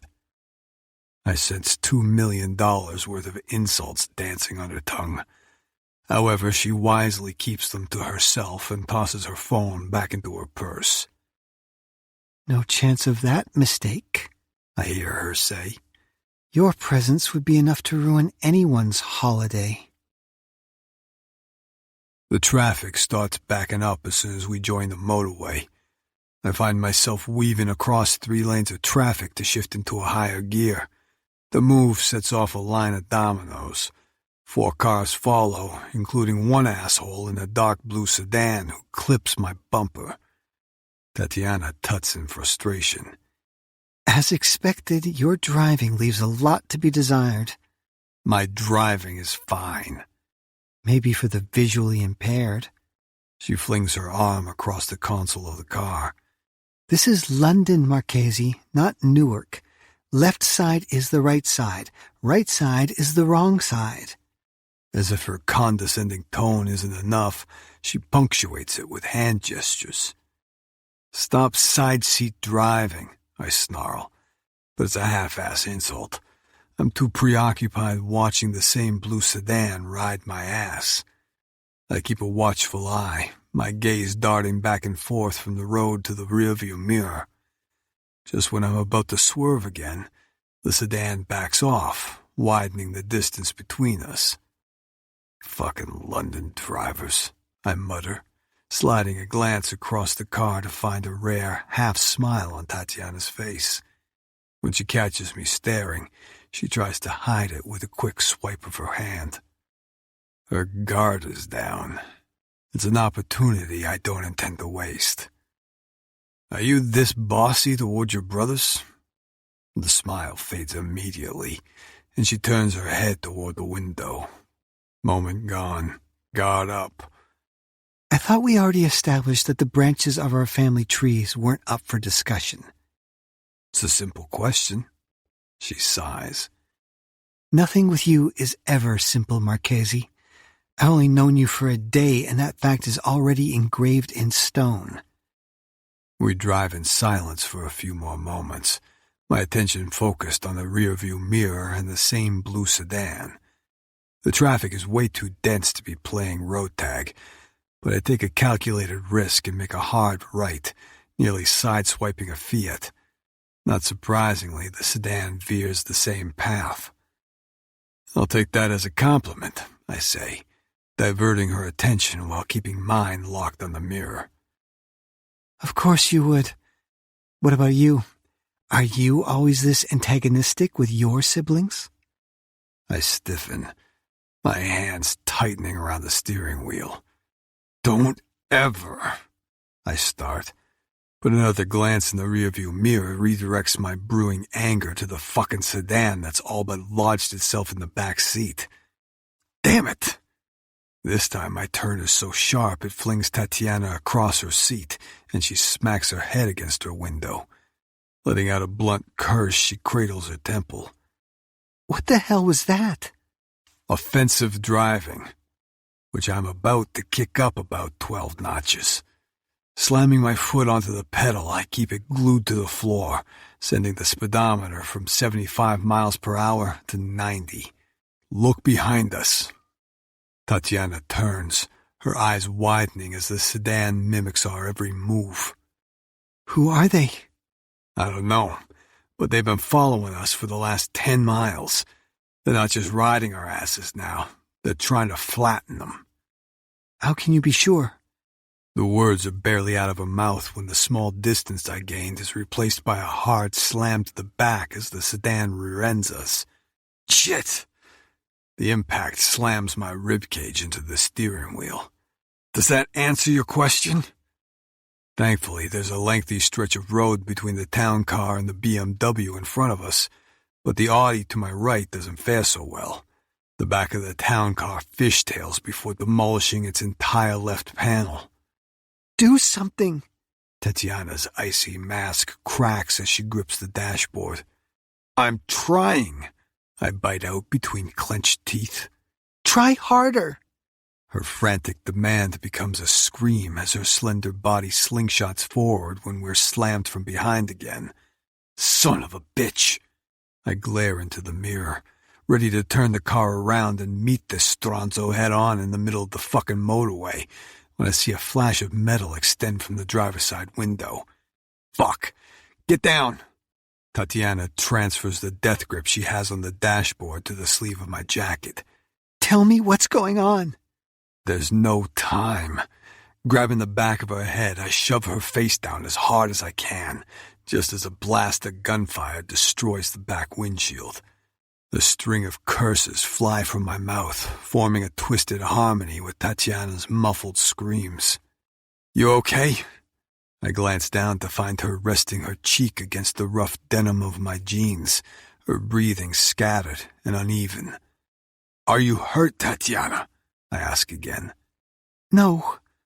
With that one word, the pressure in my chest releases, only to incite a different kind, one that darkens my vision, flipping a switch that sends familiar black walls shooting up around me, blocking out everything but rage and revenge.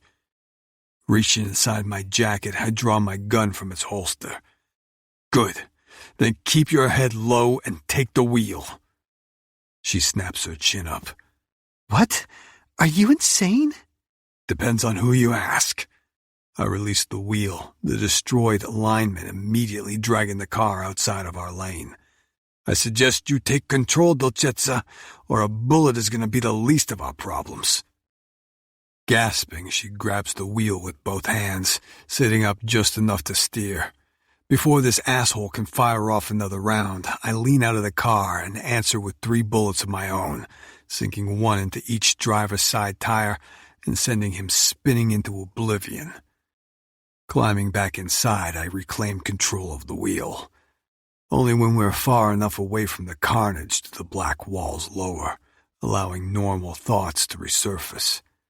Meanwhile, Tatiana's face is the color of Newark snow. What just happened to you back there? She asks quietly. Your eyes went completely blank. I don't look at her. I can't. The black walls are a place she could never go. She sits up and scrubs her palms down her face, color flooding back into her cheeks. What have you got me involved in, Mr. Marchesi? An art auction. Nothing more. Nothing more? We've barely been in the country for 30 minutes and someone's already tried to kill us. All things considered, I assume those bullets had your name on them. No doubt fired from a gun that has Vasily Belov's name on it. A lot of bullets have my name on them, Dolcezza. She narrows her eyes. Is this connected to that trail of blood you mentioned? Is this even about the atonement? Or is the auction a $5 million excuse? The atonement, I say with a growl, darkness blurring the edges of my vision, is everything. And if you enjoy living in your high society etiquette-fueled world, you'll keep your eyes on the horizon and leave the trail to me. One that leads directly to the British police after the show you just put on. I shoot her a vicious smile. You think the Marchesi name doesn't extend across the ocean? Catching sight of a gas station up ahead, I pull off the motorway and into a parking lot next to an empty Starbucks. Throwing the car into park, I drag my phone from my pocket and call the one person on my payroll who can fix whatever the hell just happened.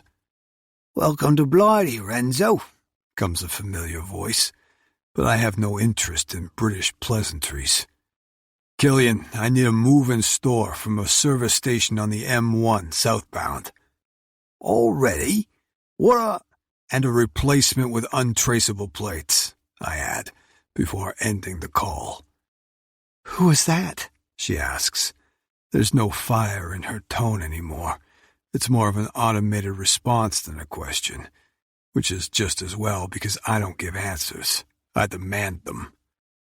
Pocketing my phone, I glance behind us at an interior that's littered with fragments of broken glass.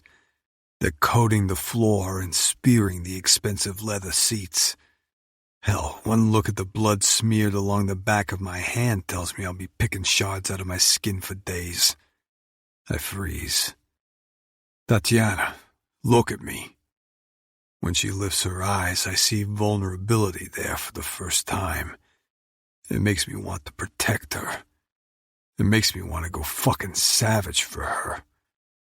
Something foreign lodges in my throat, and my hand darts out before I can stop it. You're bleeding, I announce, touching a gash on the left side of her forehead. Doesn't look too bad, though. She brushes my hand away to inspect the cut herself. Slowly, she lowers her hand and stares in confusion at the beads of crimson coating her fingertips. Shrugging out of my jacket, I reach behind me and tug my black t-shirt over my head. What are you doing? She sounds shocked and a little scared. What the hell does it look like I'm doing? Taking a firm grip on the back of her neck, I press my t-shirt against her forehead. She flinches at first, but as I tighten my hold, her shoulders sag with fatigue. Relax. A piece of glass hit you. Not life-threatening, but... The moment disintegrates as my attention diverts to the floor. Next to her feet, the screen of her cell phone is flashing an unknown number. Who are you texting? If you must know, it's an old friend.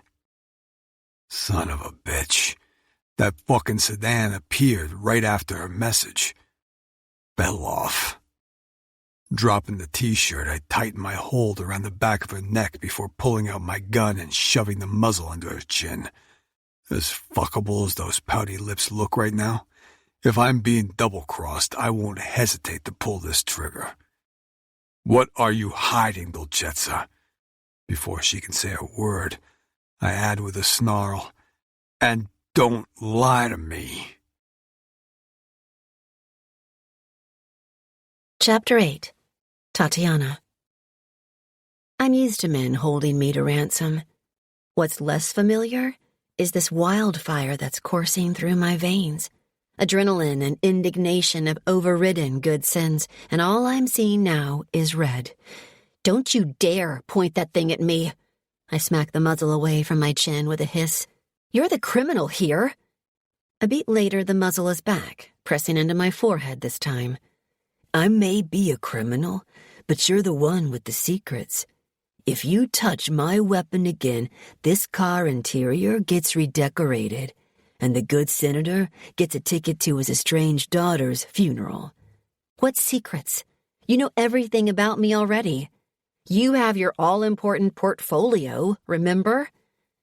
Turns out there were hidden clauses.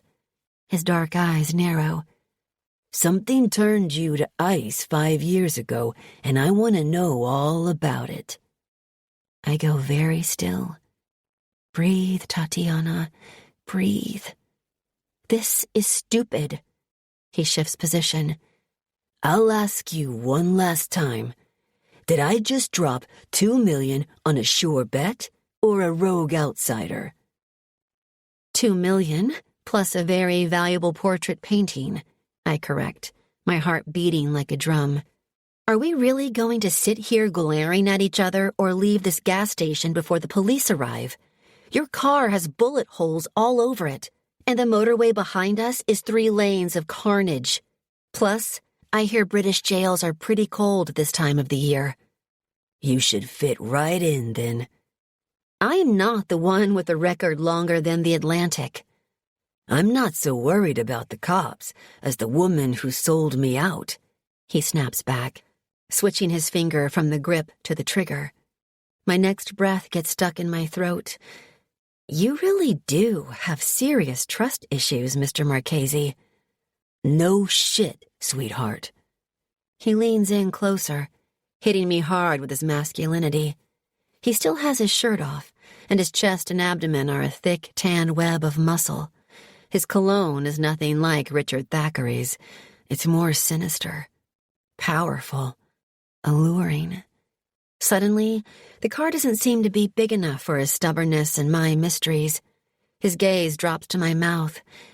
Time for some devil's advocate. Yay, my favorite, I say, notching up my indifference, despite the fact he's still holding a gun to my head. Yours too, I can imagine, considering you are the devil. If you're not connected to the welcome wagon, who is? Why do you want this painting so much? I say, flipping it back on him. His expression darkens. I'm the one with the gun, Tatiana, so only I get to ask the questions. Not when you're throwing out false accusations like confetti. Listen, Dolcezza. He trails off as something behind us catches his attention. Shit. What is it? I was hoping to change vehicles before the flashing lights arrived. That's when I hear the faint sound of sirens in the distance. Dropping the gun from my forehead, he drags his t-shirt back over his head and slides into his seat. Slamming the car into first, he hits the gas. This isn't over, Tatiana, he warns as we screech out of the parking lot. It never is. Once we rejoin the motorway, we're breaking the speed limit, kicking up dust and unanswered questions all over the M1 until we reach central London. His silence is just as fortified as mine, and it's getting harder and harder to breathe with all the toxic uncertainty in the air. My phone beeps again as we turn into Oxford Street. London Kiska, call me. It's a 4-word reprimand that fires an arrow straight through my soul. Who's messaging you now? Marchesi's sharp demand cuts through my mounting panic. Would you like my bra size, too? I chuck my phone back into my purse before he has a chance to snatch it from me. Not particularly. Oh, that spiky, sarcastic bomb of a New Jersey accent. Is there anything more infuriating? He shoots me the kind of look designed to annihilate my self-confidence, if I had any left. Well? It was my assistant. I have a buyer interested in one of my paintings. He digests this for a moment. Don't you get bored of selling hyped-up graffiti for a living? Don't you get bored being an ignorant jackass? I mutter, peering out at the narrow Soho streets through the car's shattered windows. This city is a gray monster without sunshine. Even the colorful shop awnings look lifeless and dull. The last time I was here, I was with my parents. I was 10 years old, and everything was still warm and fuzzy. Where are we going? Boutique hotel off Wardour Street. It's quiet and discreet. A perfect love nest for you and your blonde flight attendant, I say acidly, but he doesn't respond. The hotel is charming, with pink and green explosions of bougainvillea dripping from a smart red brick facade. It's so unlike Marchesi, subtle as a sledgehammer personality, that I start to see Piper in a whole new light. Disappointed it's not the Dorchester? He snipes, misreading my expression as he swings the wreck of his car up to the white stone steps. On the contrary, I'm just relieved it's not a 2-star at the wrong end of Charing Cross. If the valet notices the bullet holes, he doesn't comment, as Marchesi tosses him the keys. Lose it, I hear him say. Killian's delivering another. Yes, Mr. Marchesi. Do you know that man? I ask as we enter the lobby together. I know everyone who's worth knowing. He's staring straight ahead, giving me that killer profile that's as strong and unyielding as a Greek statue. We criminals are only 6 degrees of separation from each other, and we're only ever 1 bullet away from the truth. He shoots me a sideways glance as he slaps his Amex Black down on the front desk. 2 key cards are produced immediately, without further ID or questions. Thank you, beautiful. I know you don't believe me, I say, peeling away from the swooning receptionist, but that car chase had nothing to do with me. He doesn't say a word as we step into the elevator together, but as soon as the carriage starts to rise, he holds out one of the key cards, wearing that poker face expression of his. Whoever was behind it, Dolcezza, isn't done with us yet. And if they were trying to kill us both, that means we're in this shit together. We're in this shit together. Those words are like a cluster bomb going off in my head. I've been forced to live a life of isolation for so long, it feels strange to find myself in anything with another person, regardless of how dangerous he is. Is that a veiled apology for holding a gun to my head?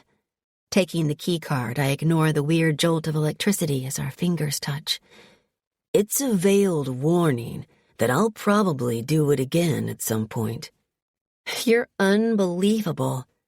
The corners of his mouth twist. You have no idea. Fortunately, the doors spring open then, revealing an interior designer's pastel dream. He hangs back for once, letting me exit first. Our suites are right next door to one another, but at least there's a wall of brick and plaster in between. Meet me downstairs at 8, he orders, watching as I slot my key card into the lock. What a shame, I say with an exaggerated sigh. I'll be busy washing the stench of car chases out of my hair. He growls, actually growls, and then he's spinning me around and crowding me up against the door. Are you under the impression I've given you a choice, Tatiana? Up close, I can see the shadows moving behind his dark eyes again. I can count the number of tiny silver scars intersecting his eyebrows. I can smell the whiskey on his breath, and for some reason it doesn't turn my stomach like it does with other men. You don't intimidate me, Mr. Marchesi, I lie, averting my eyes. I've been threatened by far scarier people than you. Is that right? I've piqued his interest. Did the good senator have his Colombian crew around to play when you were growing up? I don't remember the details. I have a selective memory. With that, I turn and open the door. When I go to slam it, he wedges his boot in the gap. 8 p.m., Empress, he repeats. Don't test me on this. We have an auction tomorrow and a couple of million on the line. I want to know the game plan my money is buying. Good night, Mr. Marchesi, I say sweetly, driving my stiletto heel into his boot. Then I'm shutting the door in his face as he reels backward with a savage curse. I listen out for the angry slam of his own door, and he doesn't disappoint. Bang. The walls are still shaking as I reach for my phone. Constantine answers on the first ring. "Kiska," he purrs. "I got your message." Sitting down on the edge of the bed, I kick my heels off and adopt the brace position. This man holds my whole world in his hands. I can't count the number of times he's tried to crush it, and I get the feeling he's about to do it again. "I am displeased, Tatiana. Explain yourself." "I'm here for a work trip, nothing more. And it's nothing to do with my family," I add quickly. "I'm sure you have eyes on me, so you know I'm not lying. There's a modern art auction tomorrow at Weatherby's. I'm here agiting for Renzo Marchesi. Yes, I know." I pause at his tone, at Marchesi's name being sneered at me with such hostility. Do they know each other? That's when I realize my mistake. "We criminals are only 6 degrees of separation from each other." "How can I fix this?" I whisper. "Just tell me what to do. I'll return to New York on the next flight out." I force the image of Mary from my mind, force the image of me closing the doors to my gallery forever. This deal was a shot in the dark to save my business, but nothing is worth losing my precious hour in Moscow. "It's too late for that, Kiska." My composure melts again, panic rising. "Please, I, he snarls, cutting me off sharply. "You know how I feel about begging." Somehow I find myself on my knees anyway, rocking back and forth, silently pleading for his mercy, even though he's never shown me an ounce of it before. "There is only one way to redeem yourself." "Anything," I rasp. "You will go to this auction tomorrow. You will go through the motions.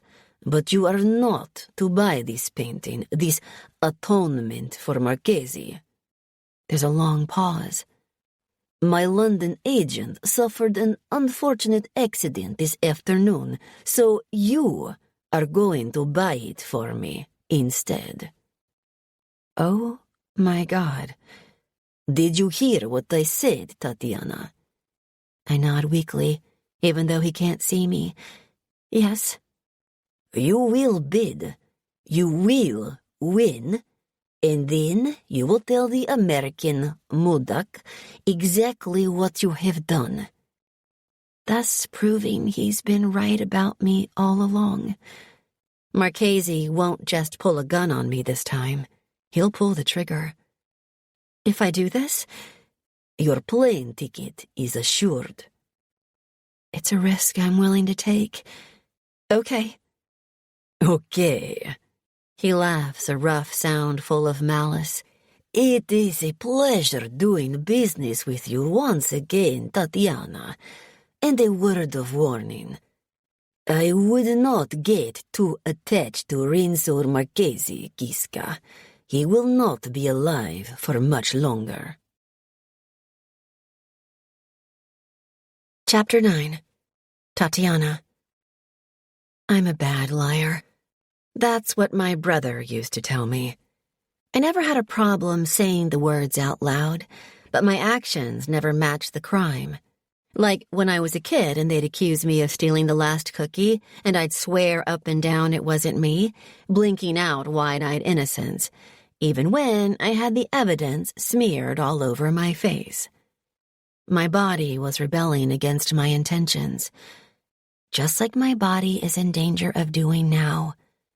It's 8:10. I'm sitting on the bed again, staring at my hotel bedroom door, mentally preparing for the moment Marchesi kicks it down to demand an explanation from me. I'm scared. Scared for me. Scared for her. I have no idea how to make this deception believable tonight. He rattles me like no one else, sliding deep under my surfaces like a bad splinter. My disguise is starting to thaw. She's been my armor for so long, but with him, I shut my eyes. I'm all out of choices. I need to buy this painting out from under him. But despite the turbulence of the last 24 hours, despite him holding a gun to my head in more ways than one, I don't want Marchesi to die. Why? Because underneath it, we're the same? Just coming at it from opposite ends? His motivation for attending this auction is just as great as my incentive is for derailing his plans. There's a knock at the door, and I steel myself to open it. When I do, it's the pretty receptionist from downstairs, smiling expectantly at me. "Miss Sanders?" "Yes." "Mr. Marchesi would like you to know that he's waiting in the bar downstairs for your company." Her smile falters and she blushes slightly. He would also like to remind you that the only rules in this game are his." Wrong. So very wrong. "Thank you," I say stiffly. "Please return to the bar and tell Mr. Marchesi that it all depends on which game we're playing." She looks blank for a second, and then her smile reasserts itself. "Certainly, Miss Sanders." 5 minutes later, I'm walking into the hotel bar, dressed to kill in an olive green wraparound mini dress. The room is much like the rest of the Annabelle Park Hotel, stylish and cool, with burnished brass fittings, shiny black tables, and huge sprays of white roses everywhere. I see him right away. He's the only man standing at the long bar, one elbow resting on the counter as he knocks back another drink. He's changed into a black shirt, and it makes his shoulders look huge.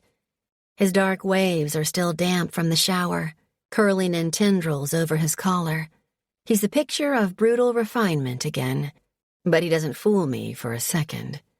Our gazes meet in the dusky mirror above the counter. After a slow beat, he turns to face me, not greeting, just waiting, for the woman he strongly suspects I am, and for the woman he hopes I'm not. I wish I didn't care.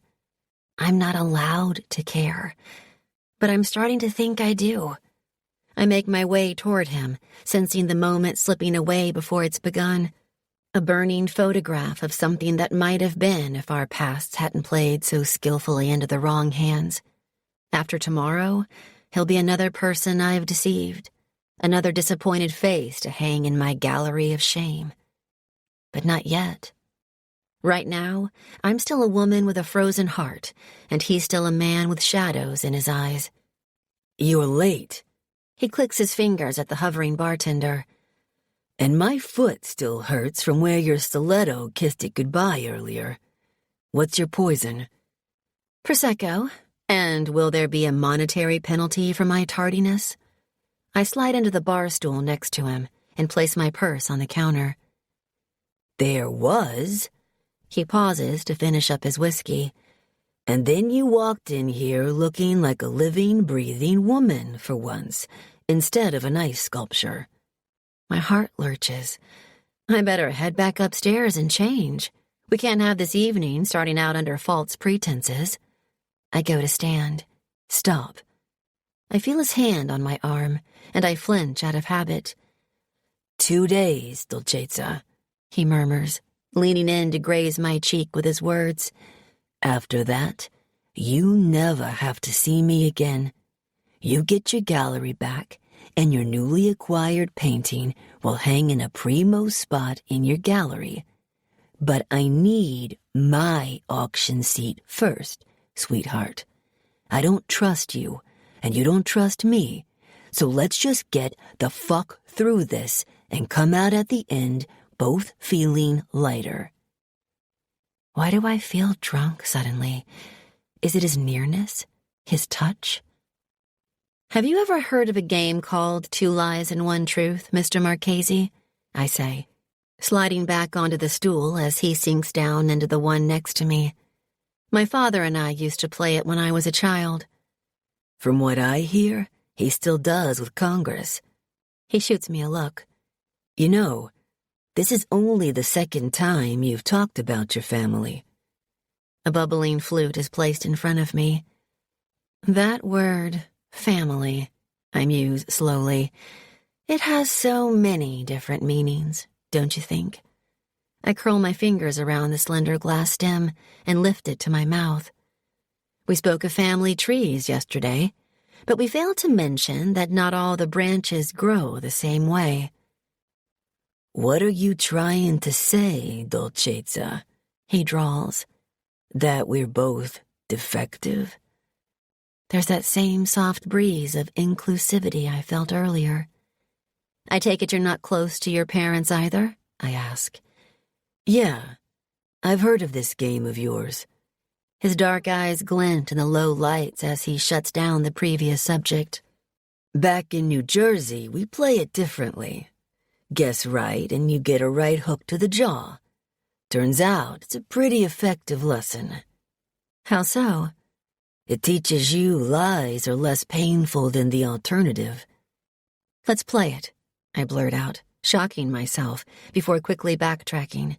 "On second thought." "Okay." "No, please," I bluster. "It was a stupid idea. You wanted to talk business, so let's talk business. I've reconfirmed our private viewing appointment for the morning. If you choose not to be present for the main event, I'd be happy to keep in phone communication with you throughout the auction process." "I'll be there," he says fiercely. Trails of blood. He holds up 3 fingers. "I like pretentious artwork. I'm taking etiquette lessons from an auction expert, and I'm searching for the man who killed my brother." "I don't think I understand." "I'm playing, Dolcezza," he says patiently. 2 lies, 1 truth. Which is correct?" I let his words sink in for a minute, and then I finally see his shadows for what they are. Guilt, anger, revenge. "The truth is so fucking obvious when it wants to be," he murmurs, reaching up to smooth a strand of hair away from my cheek. "Your brother was murdered?" I say, my voice husky with shock. "New Jersey rules," he grimaces. "Now I'm going to have to do some damage to that pretty face." "Rather my face than my heart." "I'm sorry." "I don't want sorry. I want answers."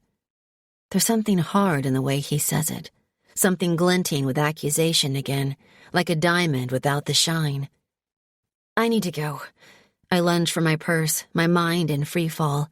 "No." His hand comes crashing down on mine. "Stay." "Why did you just tell me that?" I whisper. "Why did you just make my life more complicated? You said it yourself, you don't trust me. Less than 8 hours ago, you were accusing me of betraying you and wanted me dead."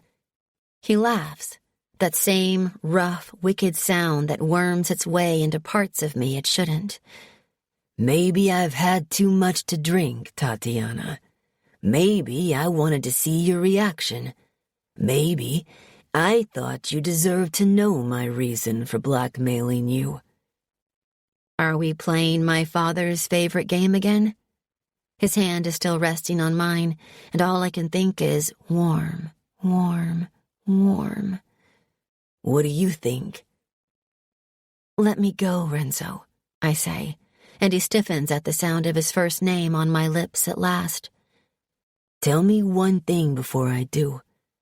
His eyes give a cursory sweep of my face, and then he's flipping my hand over and pinning it to the polished counter, his expression turning cold and savage as I yelp in surprise.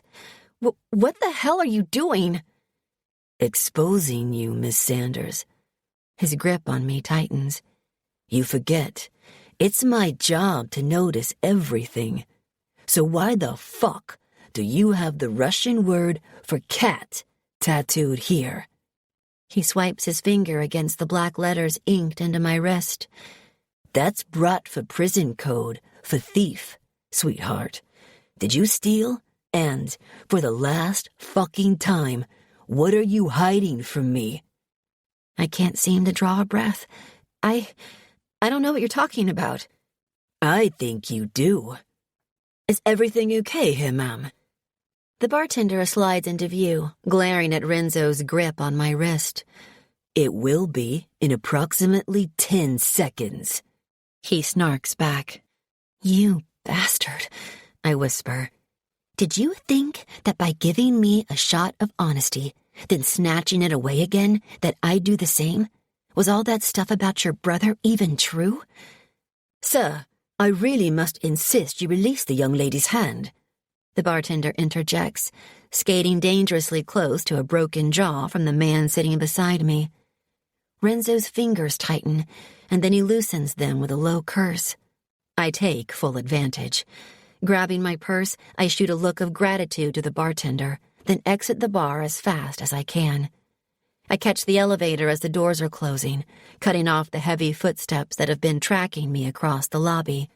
I see the brutally handsome face of my reckoning right before he disappears behind a wall of sliding metal, and it's enough to make me stumble back in fear. Exiting at my floor, tears streaking my cheeks, I bolt for my hotel suite, half expecting him to be lying in wait for me, but the hallways are empty. Jamming my key card into my room lock, I burst through the door. A beat later,